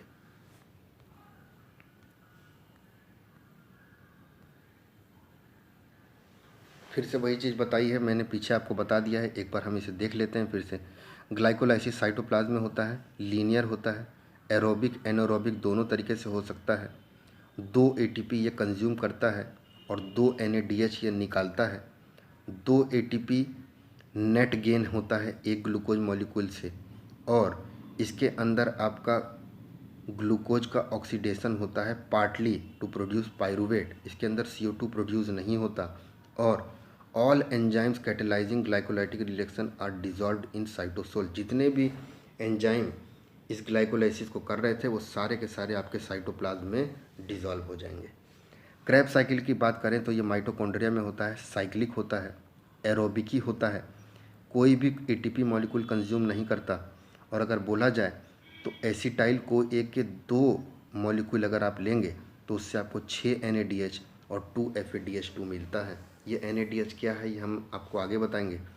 और अगर बोला जाए कि कितनी ATP, तो 2 एसिटाइल कोए से आपको 2 GTP और ATP मॉलिक्यूल मिलते हैं। इसके अंदर एसिटाइल कोएंजाइम का ऑक्सीडेशन होता है, इसके अंदर CO2 प्रोड्यूस होता है, और 2 enzymes of Krebs cycle reaction are located in the inner mitochondrial membrane and all other are dissolved in matrix। तो इसके अंदर एंजाइम कहाँ मौजूद होते हैं, माइटोकॉन्ड्रिया में। ये माइटोकॉन्ड्रिया से संबंधित है और ये साइटोप्लाज्म से। आगे आइए, आगे इन्होंने आपको फिर से बताया है कि ग्लूकोज के 6 कार्बन लिए और उससे आपको क्या मिल गया, ग्लाइकोलाइसिस किया आपने, और ग्लाइकोलाइसिस जब आपने किया तो आपने 2 ATP का इस्तेमाल किया, जिससे आपके 2 NADH निकले और 4 ATP निकला। लेकिन आपने 2 ATP इस्तेमाल किया था, तो 4 में से 2 घटाएंगे तो आपको नेट ATP कितना मिलेगा, 2 ATP। ये पहली स्टेज थी ग्लाइकोलाइसिस की। उसके बाद वहाँ से आपको पायरुवेट मिला।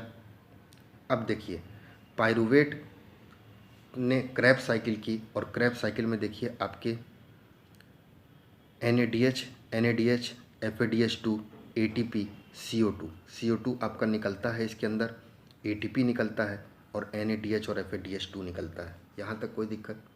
और लास्ट में आपका होता है इलेक्ट्रॉन ट्रांसपोर्ट, जिसमें आपके 32 ATP निकलते हैं। तो टोटल जोड़ा जाए तो 32 तो 34 और 34 तो 36, तो टोटल ATP हमारे कितने निकलेंगे, 36 एटीपी। और ये सेलुलर रेस्पिरेशन है जो एरोबिक है।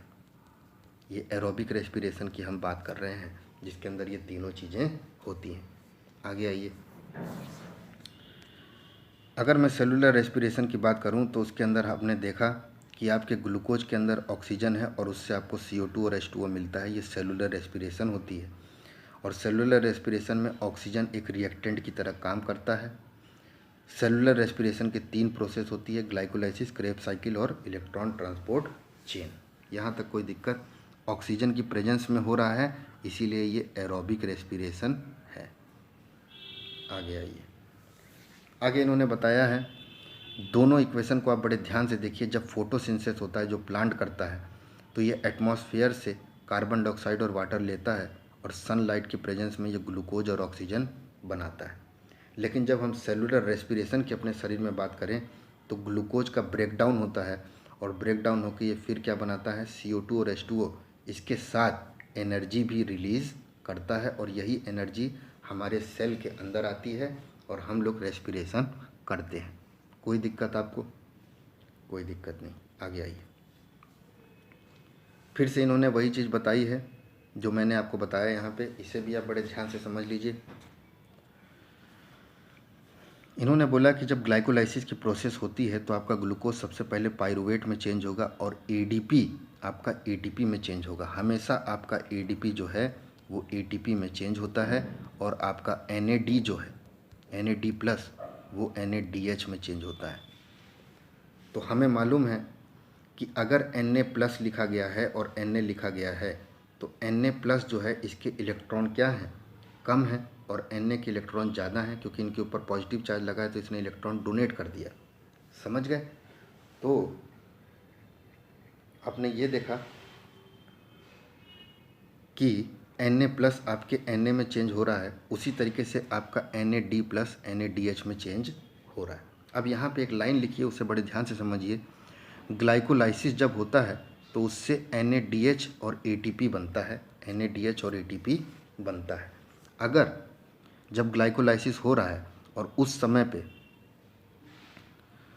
पे आपका NAD+ अगर मौजूद ना हो तो कोई भी ग्लाइकोलाइसिस नहीं होगा और ना कोई ATP बनेगा। तो इसका मतलब आपके ग्लाइकोलाइसिस के लिए NAD+ का होना बहुत ज़रूरी है। अब पाइरुवेट अगर बन गया तो पाइरुवेट अगर बिना ऑक्सीजन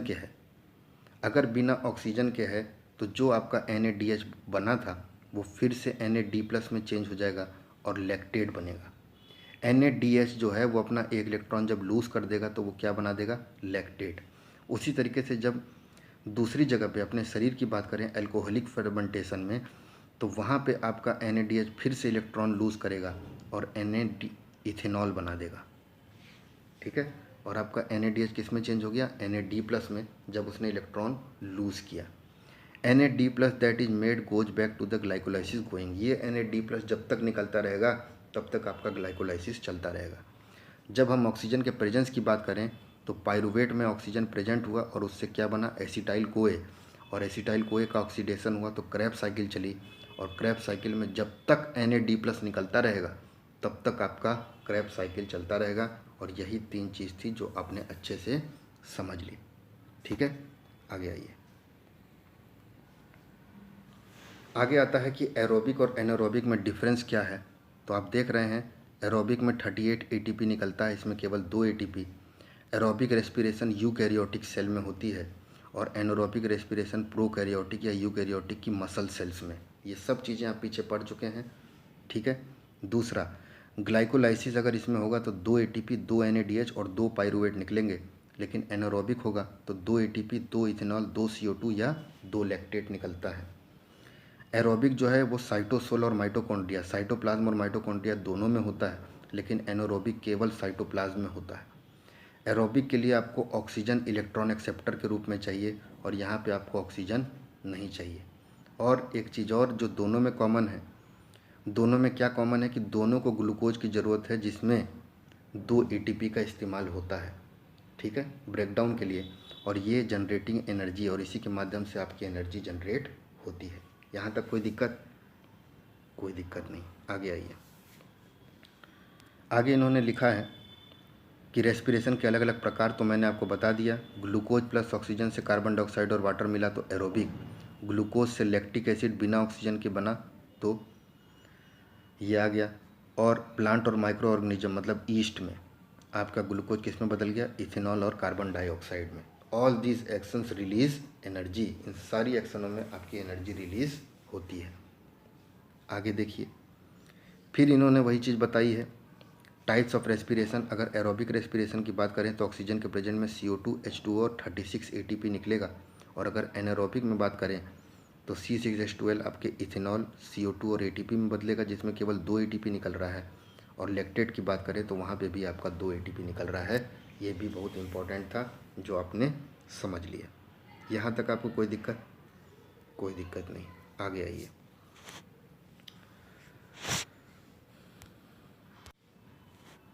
आगे देखिए क्या लिखा है। इन्होंने लिखा है how is NADH is use to make ATP। जो आपका NADH बना था उससे ATP कैसे बनता है, तो ध्यान से समझिए। जब आपका ग्लाइकोलाइसिस हुआ था, तो उसमें 2 NADH, 2 ATP और 2 पाइरुवेट निकले थे।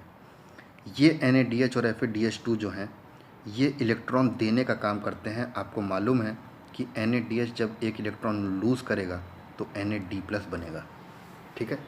तो NADH और FADH2 इलेक्ट्रॉन देते हैं टू प्रोटीन्स। किनको देते हैं? प्रोटीन्स को। कहाँ पे? इलेक्ट्रॉन ट्रांसपोर्ट चेन में। और इलेक्ट्रॉन ट्रांसपोर्ट चेन सबसे लास्ट स्टेप है। तो यहाँ से जो हाइड्रोजन आयन निकला या इसने जो हाइड्रोजन आयन पंप किया वही माध्यम होता है जिसके अनुसार आपका ATP बनता है, ठीक है। आगे आइए। आगे इन्होंने बोला है what is role of NADH in glycolysis. तो देखिए, NADH contribute to the oxidation in cell processes. Oxidation का काम करता है, इसका मतलब इलेक्ट्रॉन लूज करना और ऑक्सीजन देना। तो oxidation of cell process in the with the oxidation of glucose. किसका ऑक्सीडेशन हो रहा है? ग्लूकोज का ऑक्सीडेशन हो रहा है। NADH का काम यही है। आगे, the energy stored in the reduced NADH is supplied to TCA cycle. ये NADH जो है ये TCA साइकिल या क्रेब्स साइकिल में आती है, जहाँ पे इसका इस्तेमाल होता है सेलुलर रेस्पिरेशन के लिए। और यही NADH जो है ये पावर देती है किसको? इलेक्ट्रॉन ट्रांसपोर्ट को हाइड्रोजन आयन देके in the membranes of mitochondria. यहाँ तक आपको मेरी बात समझ में आई? कुल मिला के बात यह है कि NADH जो है इसका सबसे पहला काम क्या है, ये ग्लूकोज के ऑक्सीडेशन में काम करती है। और इससे जो एनर्जी रिलीज़ होती है, जो एनर्जी स्टोर्ड होती है NADH में, ये कहाँ पे देती है? एक तो TCA साइकिल में देती है और दूसरा इलेक्ट्रॉन ट्रांसपोर्ट में देती है। आगे देखिए, ATP is high energy molecule that store and transport energy with in the cell. ATP एक हाई एनर्जी मॉलिक्यूल है या एनर्जी है जो सेल के अंदर एनर्जी ट्रांसपोर्ट या एनर्जी स्टोर करने का काम करती है। और अगर NADH की बात करें, they are high electron energy electron carrier. इसके अंदर बहुत ढेर सारे इलेक्ट्रॉन कैरियर हैं और ये जब एक इलेक्ट्रॉन लूज़ करती है या इलेक्ट्रॉन देती है तो ये NADH+ में बदल जाता है। तो NADH is high electron carrier use to transport electron generated in glycolysis. Glycolysis में जो इलेक्ट्रॉन जनरेट हुए थे उसे ग्लाइकोलाइसिस और क्रेब्स साइकिल में जो इलेक्ट्रॉन जनरेट हुए थे उसे वो कहाँ पे पहुँचाता है? इलेक्ट्रॉन ट्रांसपोर्ट चेन में पहुँचाता है NADH। तो NADH is high electron career. यहाँ तक कोई दिक्कत?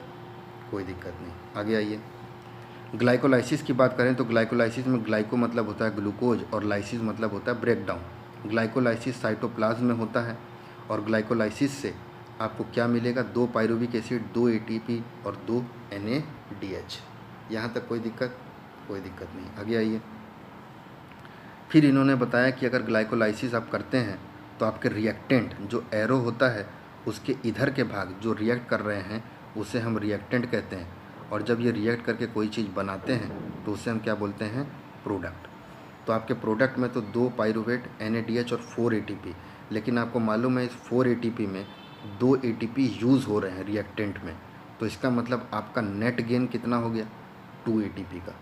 और रिएक्टेंट में आपका क्या क्या होना चाहिए? ग्लूकोज होना चाहिए, NAD+ होना चाहिए और 2 ATP होना चाहिए तब जाके आपकी ग्लाइकोलाइसिस होगी। यहाँ पे देखिए ऑक्सीजन नहीं लिखा है, इसका मतलब ब्रेक डाउन ऑफ ग्लूकोज या ग्लाइकोलाइसिस में भी एरोबिक और एनारोबिक ये दोनों प्रकार के हो सकते हैं। ठीक है, तो रिएक्टेंट में आपने देख लिया ग्लूकोज Na+ और ATP, और यहाँ पे 4 ATP NADH और 2 पाइरुवेट। यहाँ तक कोई दिक्कत? कोई दिक्कत नहीं। आगे देखिए, अगर मैं ग्लाइकोलाइसिस के रिएक्शन की बात करूँ तो आप देख रहे हैं ग्लूकोज 2 NAD+, 2 ADP और 2 PI। इतनी चीज़ जब आप लिखेंगे तो उससे आपको 2 पाइरुवेट, 2 NADH, 2 ATP और 2 हाइड्रोजन या इलेक्ट्रॉन मिलेंगे। तो आपको अगर बोला जाए तो आप क्या बोलेंगे? Glycolysis is the process by which one molecule of glucose, देखिए ग्लूकोज का केवल एक ही मॉलिक्यूल है, is converted into 2 molecules of pyruvate, 2 hydrogen ion, 2 hydrogen ion and 2 molecules of water. Through this process high energy intermediate molecule ATP and NADH is synthesised. इस reaction में आपको ATP और NADH बनता हुआ दिख रहा है, जो यहाँ पे इन्होंने बताया है। देखिए ये रहा ATP और ये रहा NADH। यही ग्लाइकोलाइसिस का काम है कि ये ग्लूकोज को ब्रेक डाउन करता है और हाई एनर्जी मॉलिक्यूल बनाता है ATP और NADH। यहाँ तक आपको कोई दिक्कत? कोई दिक्कत नहीं। आगे आइए, अब इन्होंने बोला है कि क्या NADH रिड्यूस होता है। तो सबसे पहले तो आपको ये समझना है कि अगर ऑक्सीडेशन हो रहा है तो इसका मतलब लॉस ऑफ इलेक्ट्रॉन, और अगर रिडक्शन हो रहा है तो इसका मतलब गेन ऑफ इलेक्ट्रॉन। ठीक है, तो जहाँ पे रिडक्शन होगा वहाँ पे ऑक्सीडाइजिंग एजेंट मौजूद होते हैं, और जहाँ पे ऑक्सीडेशन होगा वहाँ पे आपके क्या मौजूद होते हैं? रिड्यूसिंग एजेंट मौजूद होते हैं। तो अगर मैं इसकी तरफ आपका ध्यान दिलाऊं तो NAD+ ने एक इलेक्ट्रॉन लिया और NADH बना लिया। जब इसने एक इलेक्ट्रॉन लिया तो इसका मतलब यहाँ पे क्या हो रहा है? रिडक्शन। ठीक है, और रिडक्शन हो रहा है तो इसका मतलब ये क्या हो गया? Oxidising agent. यहाँ तक आपको मेरी बात समझ में आई? लेकिन अगर मैं NADH लिखूं और उसमें से एक इलेक्ट्रॉन निकालूं तो मेरा कुछ ऐसे रिएक्शन आएगा। तो यहाँ पे NADH जो NAD+ में बदल रहा है वहाँ पे इलेक्ट्रॉन लॉस हो रहा है। तो जब इलेक्ट्रॉन लॉस हो रहा है तो इसका मतलब यहाँ पे क्या हो रहा है? ऑक्सीडेशन। और ऑक्सीडेशन हो रहा है तो इसका मतलब NADH मेरा क्या होगा? Reducing agent. आगे मेरी बात समझ में आपको? तो देखिए क्या लिखा है, the cofactor found in the two form in cell NAD+ is oxidising agent, it accepts electron and forms become reduced. ये इलेक्ट्रॉन लेता है और अपने आप को रिड्यूस कर देता है। उसी तरीके से NADH जो है वो एक रिड्यूसिंग एजेंट का काम करता है जब ये इलेक्ट्रॉन डोनेट कर देता है। तो NADH is reducing agent and NAD+ is oxidising agent. यहाँ तक आपको मेरी बात समझ में आई? आगे देखिए, how is NADH is generated. NADH कैसे जनरेट होता है? हमने बोला कि अगर ग्लाइकोलाइसिस हुआ तो उसमें 2 ATP मॉलिक्यूल हम लोगों के जनरेट हुए, और 2 NAD+ जो है वो आपका किस में बदल गया? 2 NADH में बदल गया और H+ आयन में बदल गया, और जो ग्लूकोज है वो 2 पाइरुवेट में बदल गया। ठीक है, यहाँ तक आपको मेरी बात समझ में आई? और ये चीज़ें हमने पीछे पढ़ ली हैं, इसमें आपको कोई दिक्कत लेने की बात नहीं है। आगे इन्होंने बोला कि जब ऑक्सीजन प्रेजेंट नहीं होता तो पाइरुवेट जो है वो फर्मेंटेशन में जाता है, और फर्मेंटेशन में भी आपका NAD+ जो है वो NADH+ H+ में रिड्यूस हो जाता है। यहाँ तक कोई दिक्कत? कोई दिक्कत नहीं। आगे मैंने आपको यही बताया है, NADH अगर रिड्यूसिंग एजेंट है तो इसका मतलब ये एंटीऑक्सीडेंट भी होगा।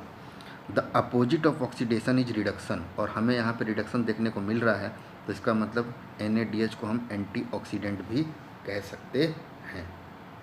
कोई दिक्कत? आगे आइए, आगे फिर से वही चीज़ है। एनारोबिक रेस्पिरेशन में glucose incomplete combustion, 2 ATP release, product lactic acid और इथेनॉल, लोकेशन साइटोप्लाज्म और फर्मेंटेशन। और यहाँ पे आपका glycolysis, Krebs cycle, electron transport chain, cytoplasm और माइटोकॉन्ड्रिया दोनों में होता है। एंड प्रोडक्ट CO2 और H2O निकलते हैं। एनर्जी 36 से 38 तक निकलती है और रिएक्टेंट में ग्लूकोज और ऑक्सीजन दोनों ही यूज़ होते हैं, ठीक है। और कंप्लीट कंब्यूशन यहाँ पे आपको देखने को मिलेगा। यहाँ तक कोई दिक्कत नहीं। फिर इन्होंने यही चीज़ बताई है, आपका ग्लाइकोजन से, शरीर के ग्लाइकोजन में ही हम लोगों का ग्लूकोज स्टोर रहता है, तो ग्लाइकोजन से आपको ग्लूकोज मिला और ग्लूकोज में जब आपने ADP और PI डाला तो ये किस में चेंज हो गया, ATP में, और ग्लूकोज आपका पायरुविक एसिड में चेंज हो गया। उसके बाद अगर ऑक्सीजन मौजूद नहीं है तो ये लैक्टिक एसिड में चेंज हो जाएगा। इसी तरीके से जब ऑक्सीजन प्रेजेंट है तो ADP PI आपका ATP में बदला, ग्लूकोज पायरुविक एसिड में बदला, और उसके बाद अगर ऑक्सीजन प्रेजेंट है तो CO2 H2O प्लस ATP में ये चेंज हो जाएगा।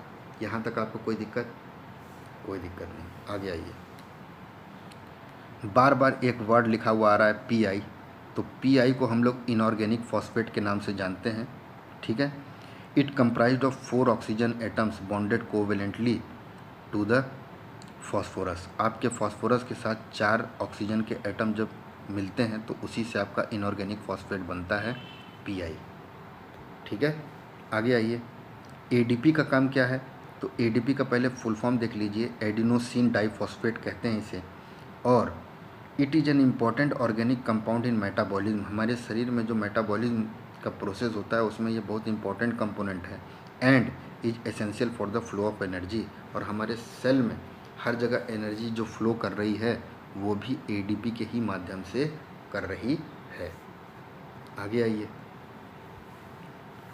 आगे ये बोल रहा है कि अगर ग्लाइकोलाइसिस हो रहा है तो उसमें क्या रिड्यूस हो रहा है और क्या ऑक्सीडाइज हो रहा है। तो देख लीजिए, the oxidation of glucose begins during glycolysis. आपके ग्लूकोज का सबसे पहले तो ऑक्सीडेशन होता है, ठीक है, पहली चीज़। दूसरा, Na+ जो है वो एक इलेक्ट्रॉन रिसेप्ट करता है, एक्सेप्ट करता है during the oxidation, and as a result it get reduced. तो आपका Na+ जो है जब वो NaDH में बदलता है तो ये हो गया रिड्यूस्ड, और जब C6H12O6 का आपका ऑक्सीडेशन होता है और उससे जो वो पायरुवेट बनाता है तो ये हो गया आपका क्या, ऑक्सीडेशन। तो इस तरीके से दोनों चीज़ ऑक्सीडाइज्ड और रिड्यूस्ड होती है। तो Na+ is reduced and glucose is oxidised. आगे देखिए, पाई मैंने आपको बता ही दिया, इनऑर्गेनिक फॉस्फेट होता है जिसके अंदर 4 ऑक्सीजन एटम फॉस्फोरस एटम से जुड़े होते हैं। इसके बाद आता है glycolysis is the process in which 1 glucose molecule is broken down into 2 molecule of pyruvate. पता चल गया आपको, ग्लाइकोलाइसिस मल्टी स्टेप होता है और ये साइटोप्लाज्म और माइक्रो ऑर्गेनिज्म सब में ये प्रोसेस होती है। यहाँ तक आपको समझ में आ गया। इक्वेशन आप एक बार फिर से देख लीजिए, ग्लूकोज हो गया, 2 ADP हो गया, 2 PI हो गया और 2 Na+ हो गया, और ग्लूकोज आपका पायरुवेट में बदल गया, ADP आपका ATP में बदल गया, Na+ आपका NaDH में बदल गया। कोई दिक्कत आपको यहाँ तक? आगे इन्होंने जो चीज़ बताई है उसे भी देख लीजिए।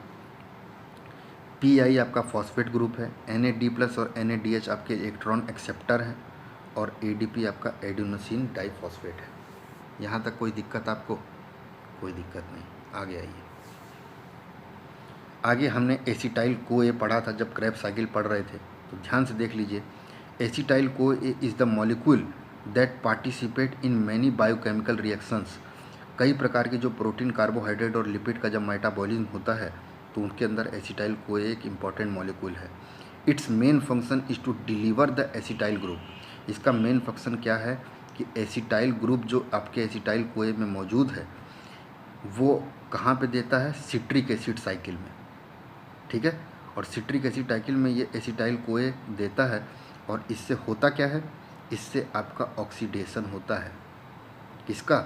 एसिटाइल CoA का। जब एसिटाइल CoA का ऑक्सीडेशन होगा तो उससे एनर्जी प्रोड्यूस होगी। It's main function is to deliver the acetyl group to the citric acid cycle to be oxidised for the energy production. समझ गए? यहाँ तक कोई दिक्कत? कोई दिक्कत नहीं। आगे आइए,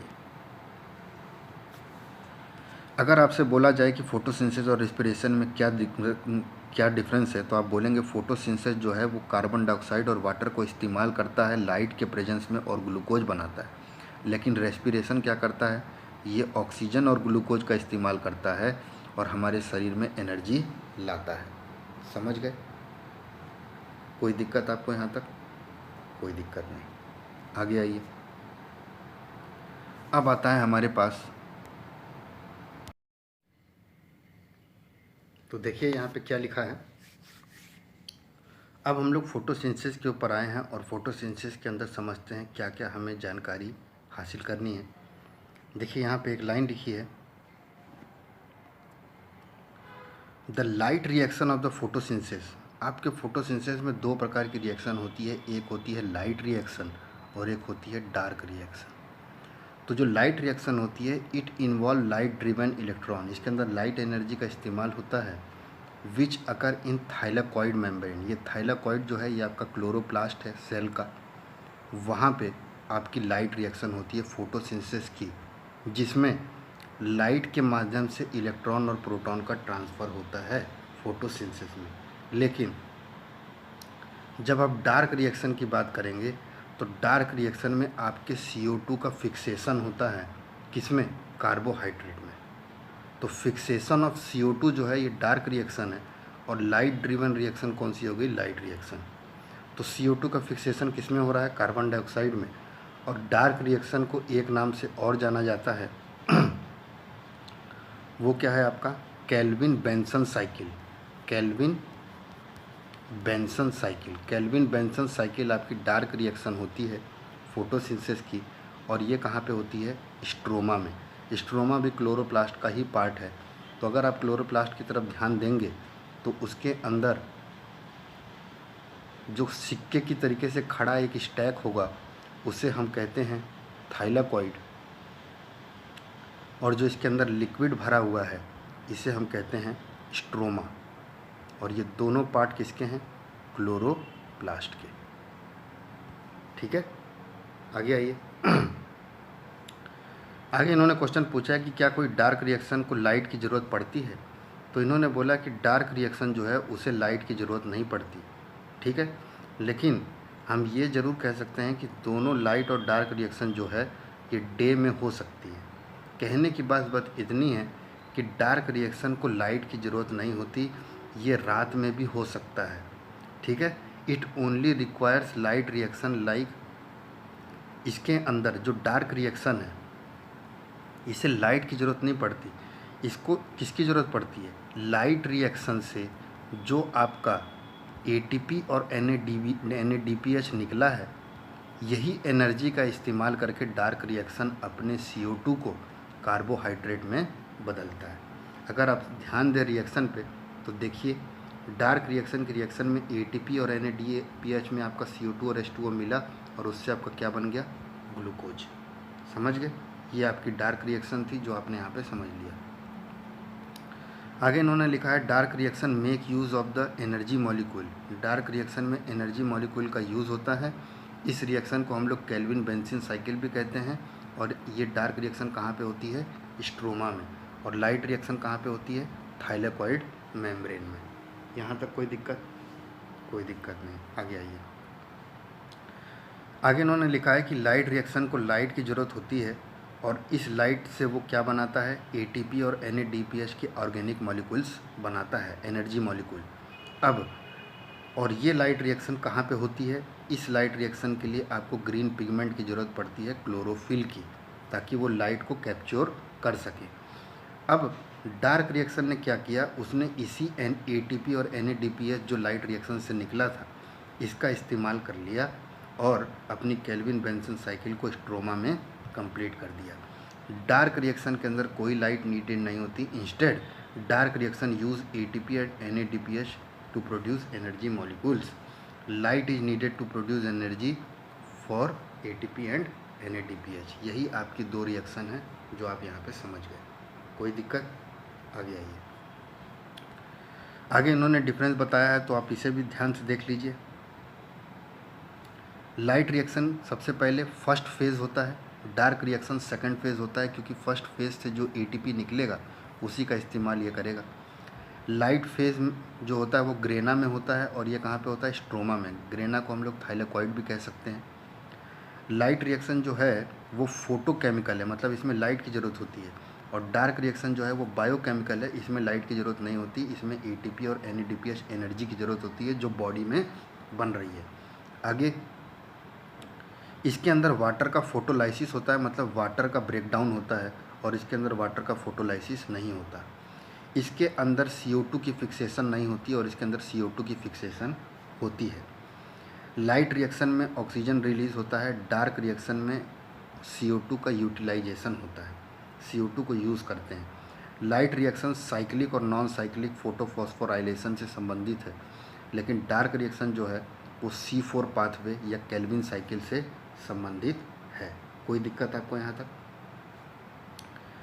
किसी भी लाइट रिएक्शन का एंड प्रोडक्ट ATP और NADPH निकलता है, और किसी भी डार्क रिएक्शन का एंड प्रोडक्ट ADP, NADP और ग्लूकोज निकलता है। याद रखिएगा, ये इंपॉर्टेंट पॉइंट है।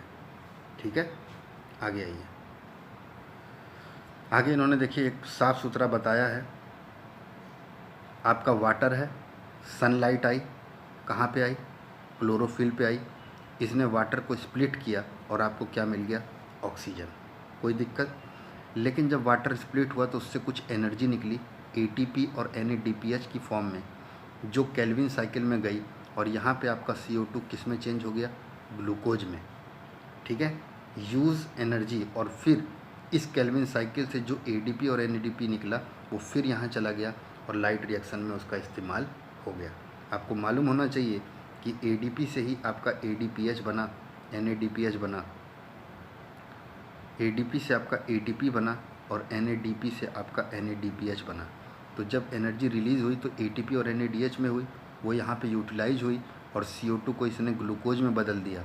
लेकिन जब इसने बदला तो उसके बाद जो ADP NADP निकला उसको फिर लाइट रिएक्शन में इस्तेमाल कर दिए, और इस तरीके से आपकी एनर्जी रिसाइकलिंग फोटोसिंथेसिस में होती है।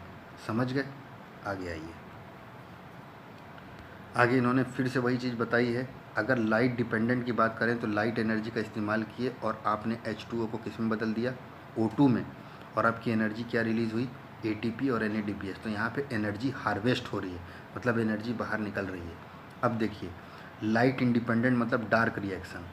डार्क रिएक्शन में आपकी यही वाली एनर्जी का आपने इस्तेमाल किया और CO2 आपने लिया और CO2 को किस में चेंज कर दिया? ग्लूकोज में। यहाँ पे आप एनर्जी को सिंथेसाइज कर रहे हैं, यूज़ कर रहे हैं, तो ये हो गया आपका सिंथेसाइज। और इन दोनों रिएक्शन को कंबाइन करके आपकी लास्ट में जो रिएक्शन बनती है वही होती है आपकी फोटोसिंथेसिस रिएक्शन। ठीक है, तो H2O के लिए हो गया लाइट और CO2 के लिए हो गया डार्क, और इन दोनों की फिक्सेशन जब हुई तब जाके आपको ये चीज़ मिल गई। आगे आइए। आगे यहाँ पे इन्होंने सेलुलर रिस्पायरेशन और फोटोसिंथेसिस बताया है। तो आप ध्यान से देख रहे होंगे, फोटोसिंथेसिस पे सोलर एनर्जी यूज़ हो रही है और CO2 और H2O का इस्तेमाल होकर क्या बन रहा है? ये।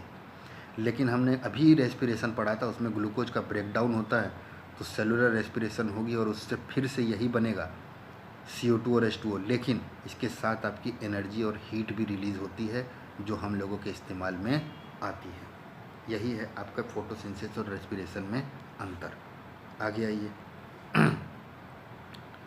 इसे हमने पढ़ ही लिया है, आप इसे, जो इसमें मेन पॉइंट है वो मैं आपको बता देता हूँ। लाइट रिएक्शन को हम लोग फोटोकेमिकल रिएक्शन, क्योंकि फोटो मतलब होता है लाइट, लाइट का यूज़ होता है, या हिल रिएक्शन, हिल रिएक्शन भी हम कहते हैं लाइट रिएक्शन को।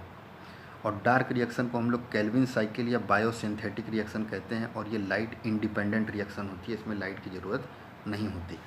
तो अगर लाइट रिएक्शन की बात करें तो सबसे पहले लाइट एनर्जी एब्जॉर्ब कहाँ होगी? क्लोरोफिल में।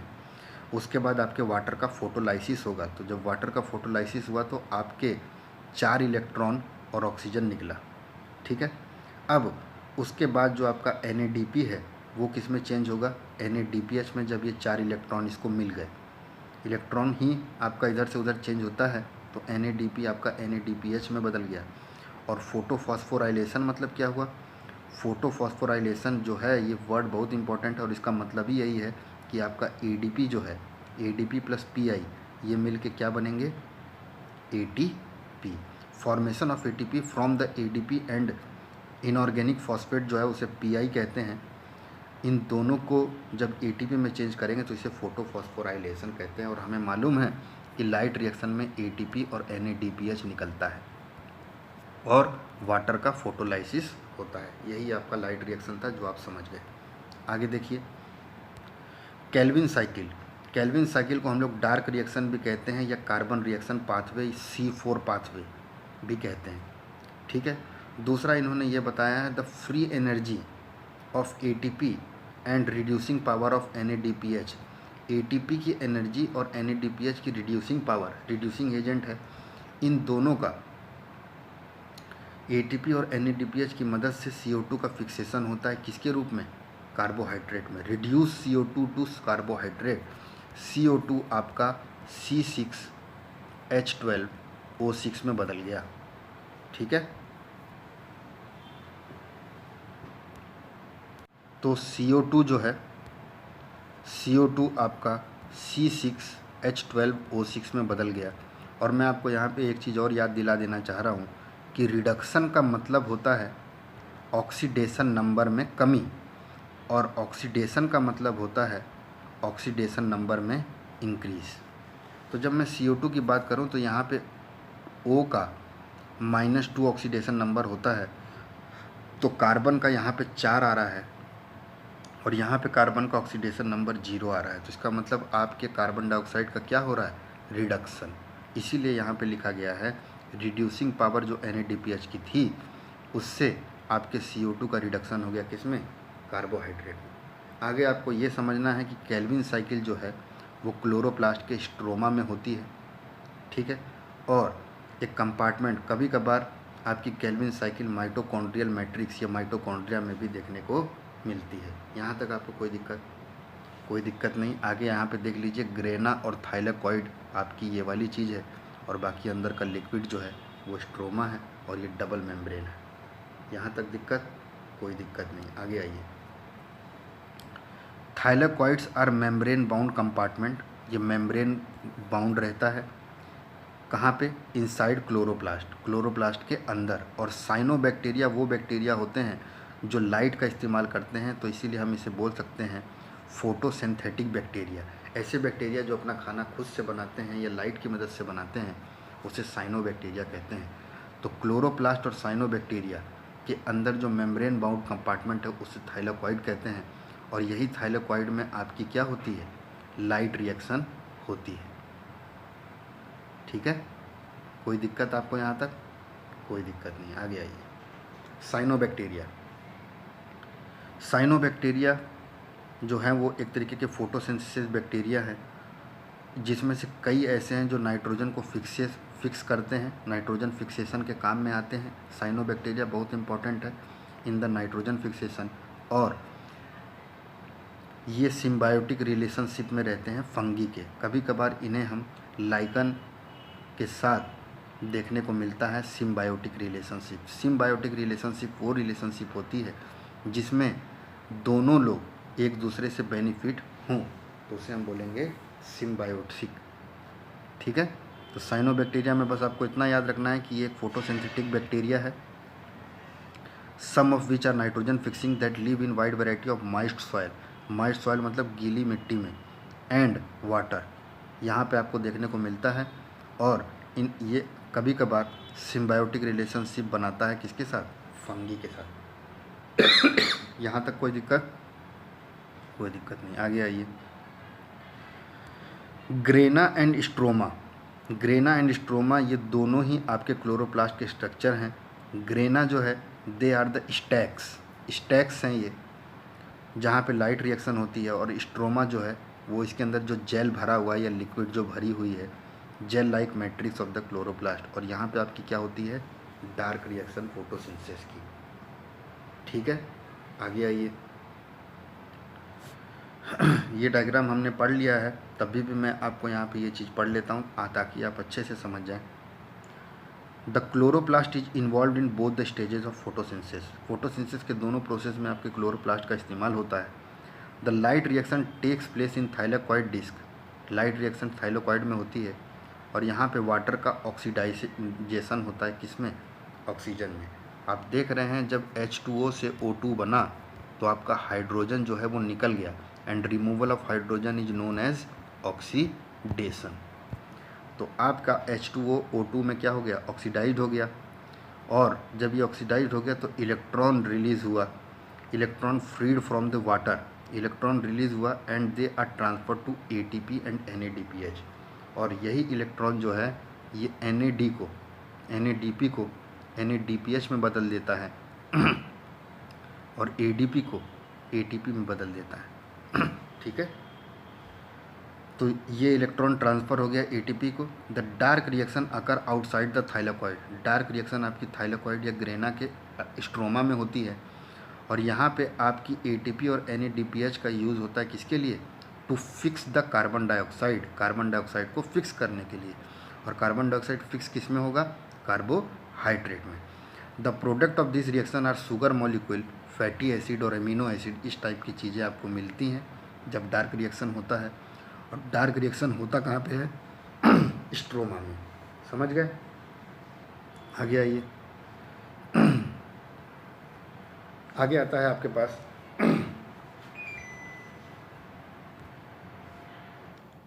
एग्लूटेशन। और एग्लूटेशन मतलब मैंने आपको बताया था क्लम्पिंग, और क्लम्पिंग मतलब होता है कई चीज़ें जो आपस में जुड़ जाए या आपस में कलेक्ट हो जाए, उसे हम कहेंगे क्लम्पिंग।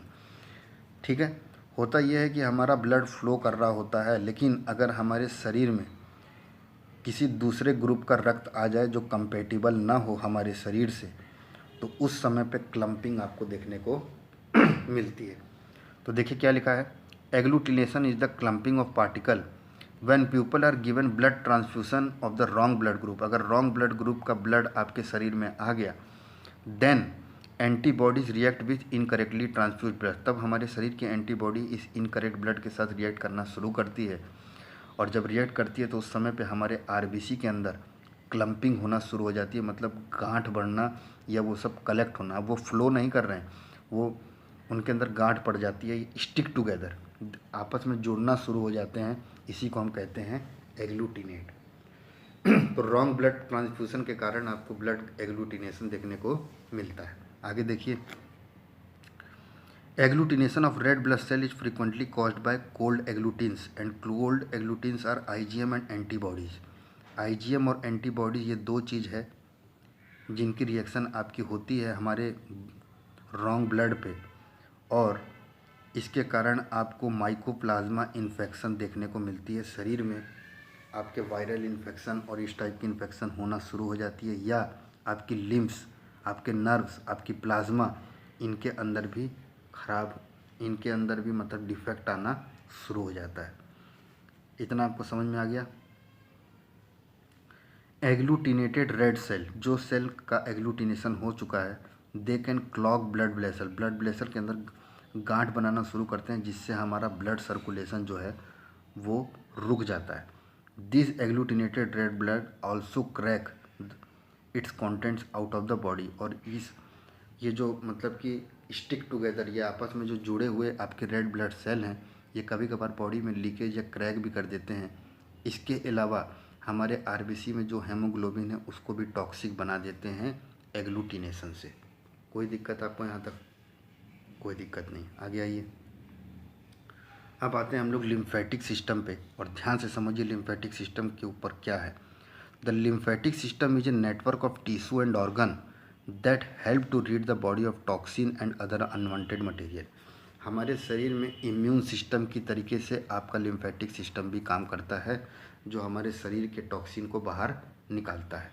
ठीक है, the primary function of lymphatic system is to transport lymph क्या है? A fluid containing infection fighting white blood cell.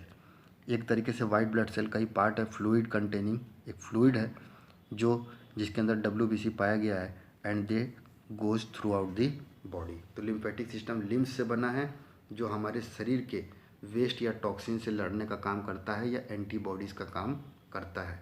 तो WBC से ही रिलेटेड है, आपके लिम्फ नोड में भी WBC की प्रक्रिया बनती है। आगे देखिए, the lymphatic system is part of our immune system. Lymphatic system हमारे इम्यून सिस्टम का पार्ट है।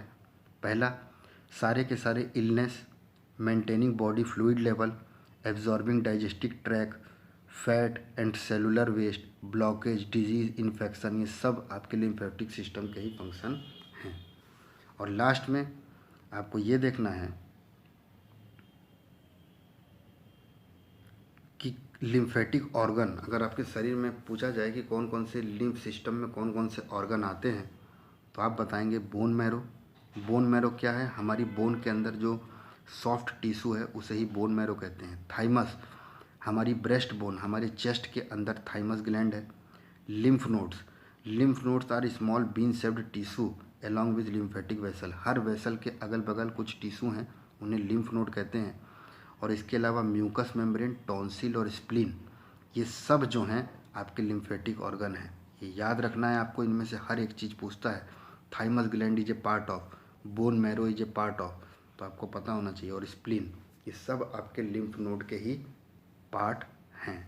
आगे आइए, आगे अगर हम इस डायग्राम पे जाएं तो इसके अंदर इन्होंने सब सारी चीज़ें आपको दिखा दी हैं एक लिम्फेटिक सिस्टम की। थोरैक डक्ट आपके चेस्ट के पास मौजूद है। थाइमस भी आपके चेस्ट के पास मौजूद है। थोरिक देखिए आपके, ये भी चेस्ट के पास मौजूद है, ये पूरा भाग आपका चेस्ट है, ठीक है। टॉन्सिल्स आपके मुंह के पास मौजूद है। सर्वाइकल आपके नेक के पास मौजूद है। स्प्लीन आपकी किडनी के पास मौजूद है, ठीक है। उसके बाद इंटेस्टिना आपको पता ही है, इंटेस्टिनल मेमोरी हमारे ब्रेस्ट से संबंधित है, ठीक है। तो इस तरीके से आपकी पूरी स्ट्रक्चर देखने को आपको मिला। आगे आइए, थाइमस, थाइमस को भी समझ लीजिए। Thymus is the specialised lymphoid organ, ये एक लिम्फेटिक ऑर्गन है हमारी इम्यून सिस्टम का। और ये जो थाइमस ग्लैंड है, आपको अगर याद हो तो टी सेल और बी सेल के बारे में मैंने आपको बताया था WBC में। अगर आप ये लेक्चर अभी तक देख रहे होंगे तो आपको ये पता होना चाहिए कि टी सेल की मैचुरेशन आपकी कहाँ पे होती है? थाइमस ग्लैंड में। और बी सेल की मैचुरेशन आपकी कहाँ पे होती है? बोन मैरो में। और ये जो टी सेल है ये हमारे शरीर के एक इम्यून सिस्टम बनाने में बहुत काम आता है, क्योंकि टी सेल किसका पार्ट है? WBC का। कोई दिक्कत? और यहाँ पे लिखा हुआ है थाइमस ग्लैंड किसका पार्ट है? लिम्फेटिक और part of the immune system. Thymus gland करता क्या है? Thymus gland is the chest present between the lungs. It makes T lymphocyte which are part of the immune system and fight infection. कोई दिक्कत आपको यहाँ तक? कोई दिक्कत नहीं। आगे आइए, आगे आता है आपके पास बोन मैरो। तो बोन मैरो मैंने आपको बता दिया है, एक स्पॉन्जी टिश्यू है जो आपके बोन के अंदर मौजूद होती है। और अधिकतर जहाँ पे हमारा मांस ज़्यादा रहता है, जैसे हिप और थाई, वहाँ पे आपको सॉफ्ट टिश्यू बोन की मिलती है, उसे ही बोन मैरो कहते हैं। इसका सबसे मेन काम ये है कि बोन मैरो के अंदर स्टेम सेल्स मौजूद होती हैं। और ये स्टेम सेल्स ऐसी सेल्स हैं जो अपने को फिर से मल्टीप्लाई या रिप्रोड्यूस करती हैं। It contains stem cells and the stem cells can develop into RBC। यही बोन मैरो के अंदर हमें मालूम है RBC, WBC और प्लेटलेट्स तीनों बनते हैं। Then the stem cells can develop into the RBC that carry oxygen through your body. और यही RBC जो बनता है, यही हमारे शरीर में पूरी जगह ऑक्सीजन फैलाने का काम करता है। WBC भी यहीं बनता है जो इन्फेक्शन से लड़ने का काम करता है। और प्लेटलेट्स भी यहीं पे बनता है जो ब्लड क्लॉटिंग का काम करता है, ठीक है। तो इस तरीके से आपने एक बहुत बड़ा टॉपिक बायोलॉजी का कवर किया, ठीक है। इसमें से कई चीज़ें ऐसी हैं जो आपको ज़्यादा डीप में नहीं जाना है, लेकिन इस 1 घंटे के लेक्चर को आप बड़े ध्यान से समझिए। और हर एक चीज़ को, ये जितनी भी चीज़ें हमने पढ़ी हैं ये सारी इम्पोर्टेंट हैं, इनमें से कोई भी चीज़ आप काट नहीं सकते हैं। आपको एक बार इस लेक्चर को पूरा देखना है और उसके बाद अपने नोट्स बनाते वक्त आप ऐसे नोट्स बनाइए जिसके अंदर जिस आप एग्ज़ाम की तैयारी कर रहे हैं उसके क्वेश्चन आप देख कर ही अपने नोट्स बनाइए। लेकिन अगर आप पहली बार तैयारी कर रहे हैं तो आपका काम यही है कि आप मेरे लेक्चरों को पूरा देखिए, ताकि एक डीप नॉलेज आपको पहले हो जाए, उसके बाद तो सरफेस पे तो आप आसानी से खेल लेंगे, ठीक है। तो आशा करता हूँ आपको ये लेक्चर अच्छा लगा होगा। आप लोग अपना ख्याल रखिए। जल्दी ही हम आगे के लेक्चर लेके आएंगे और अपने इस बायोलॉजी की सीरीज़ को पूरा करेंगे। तब तक के लिए बहुत बहुत धन्यवाद।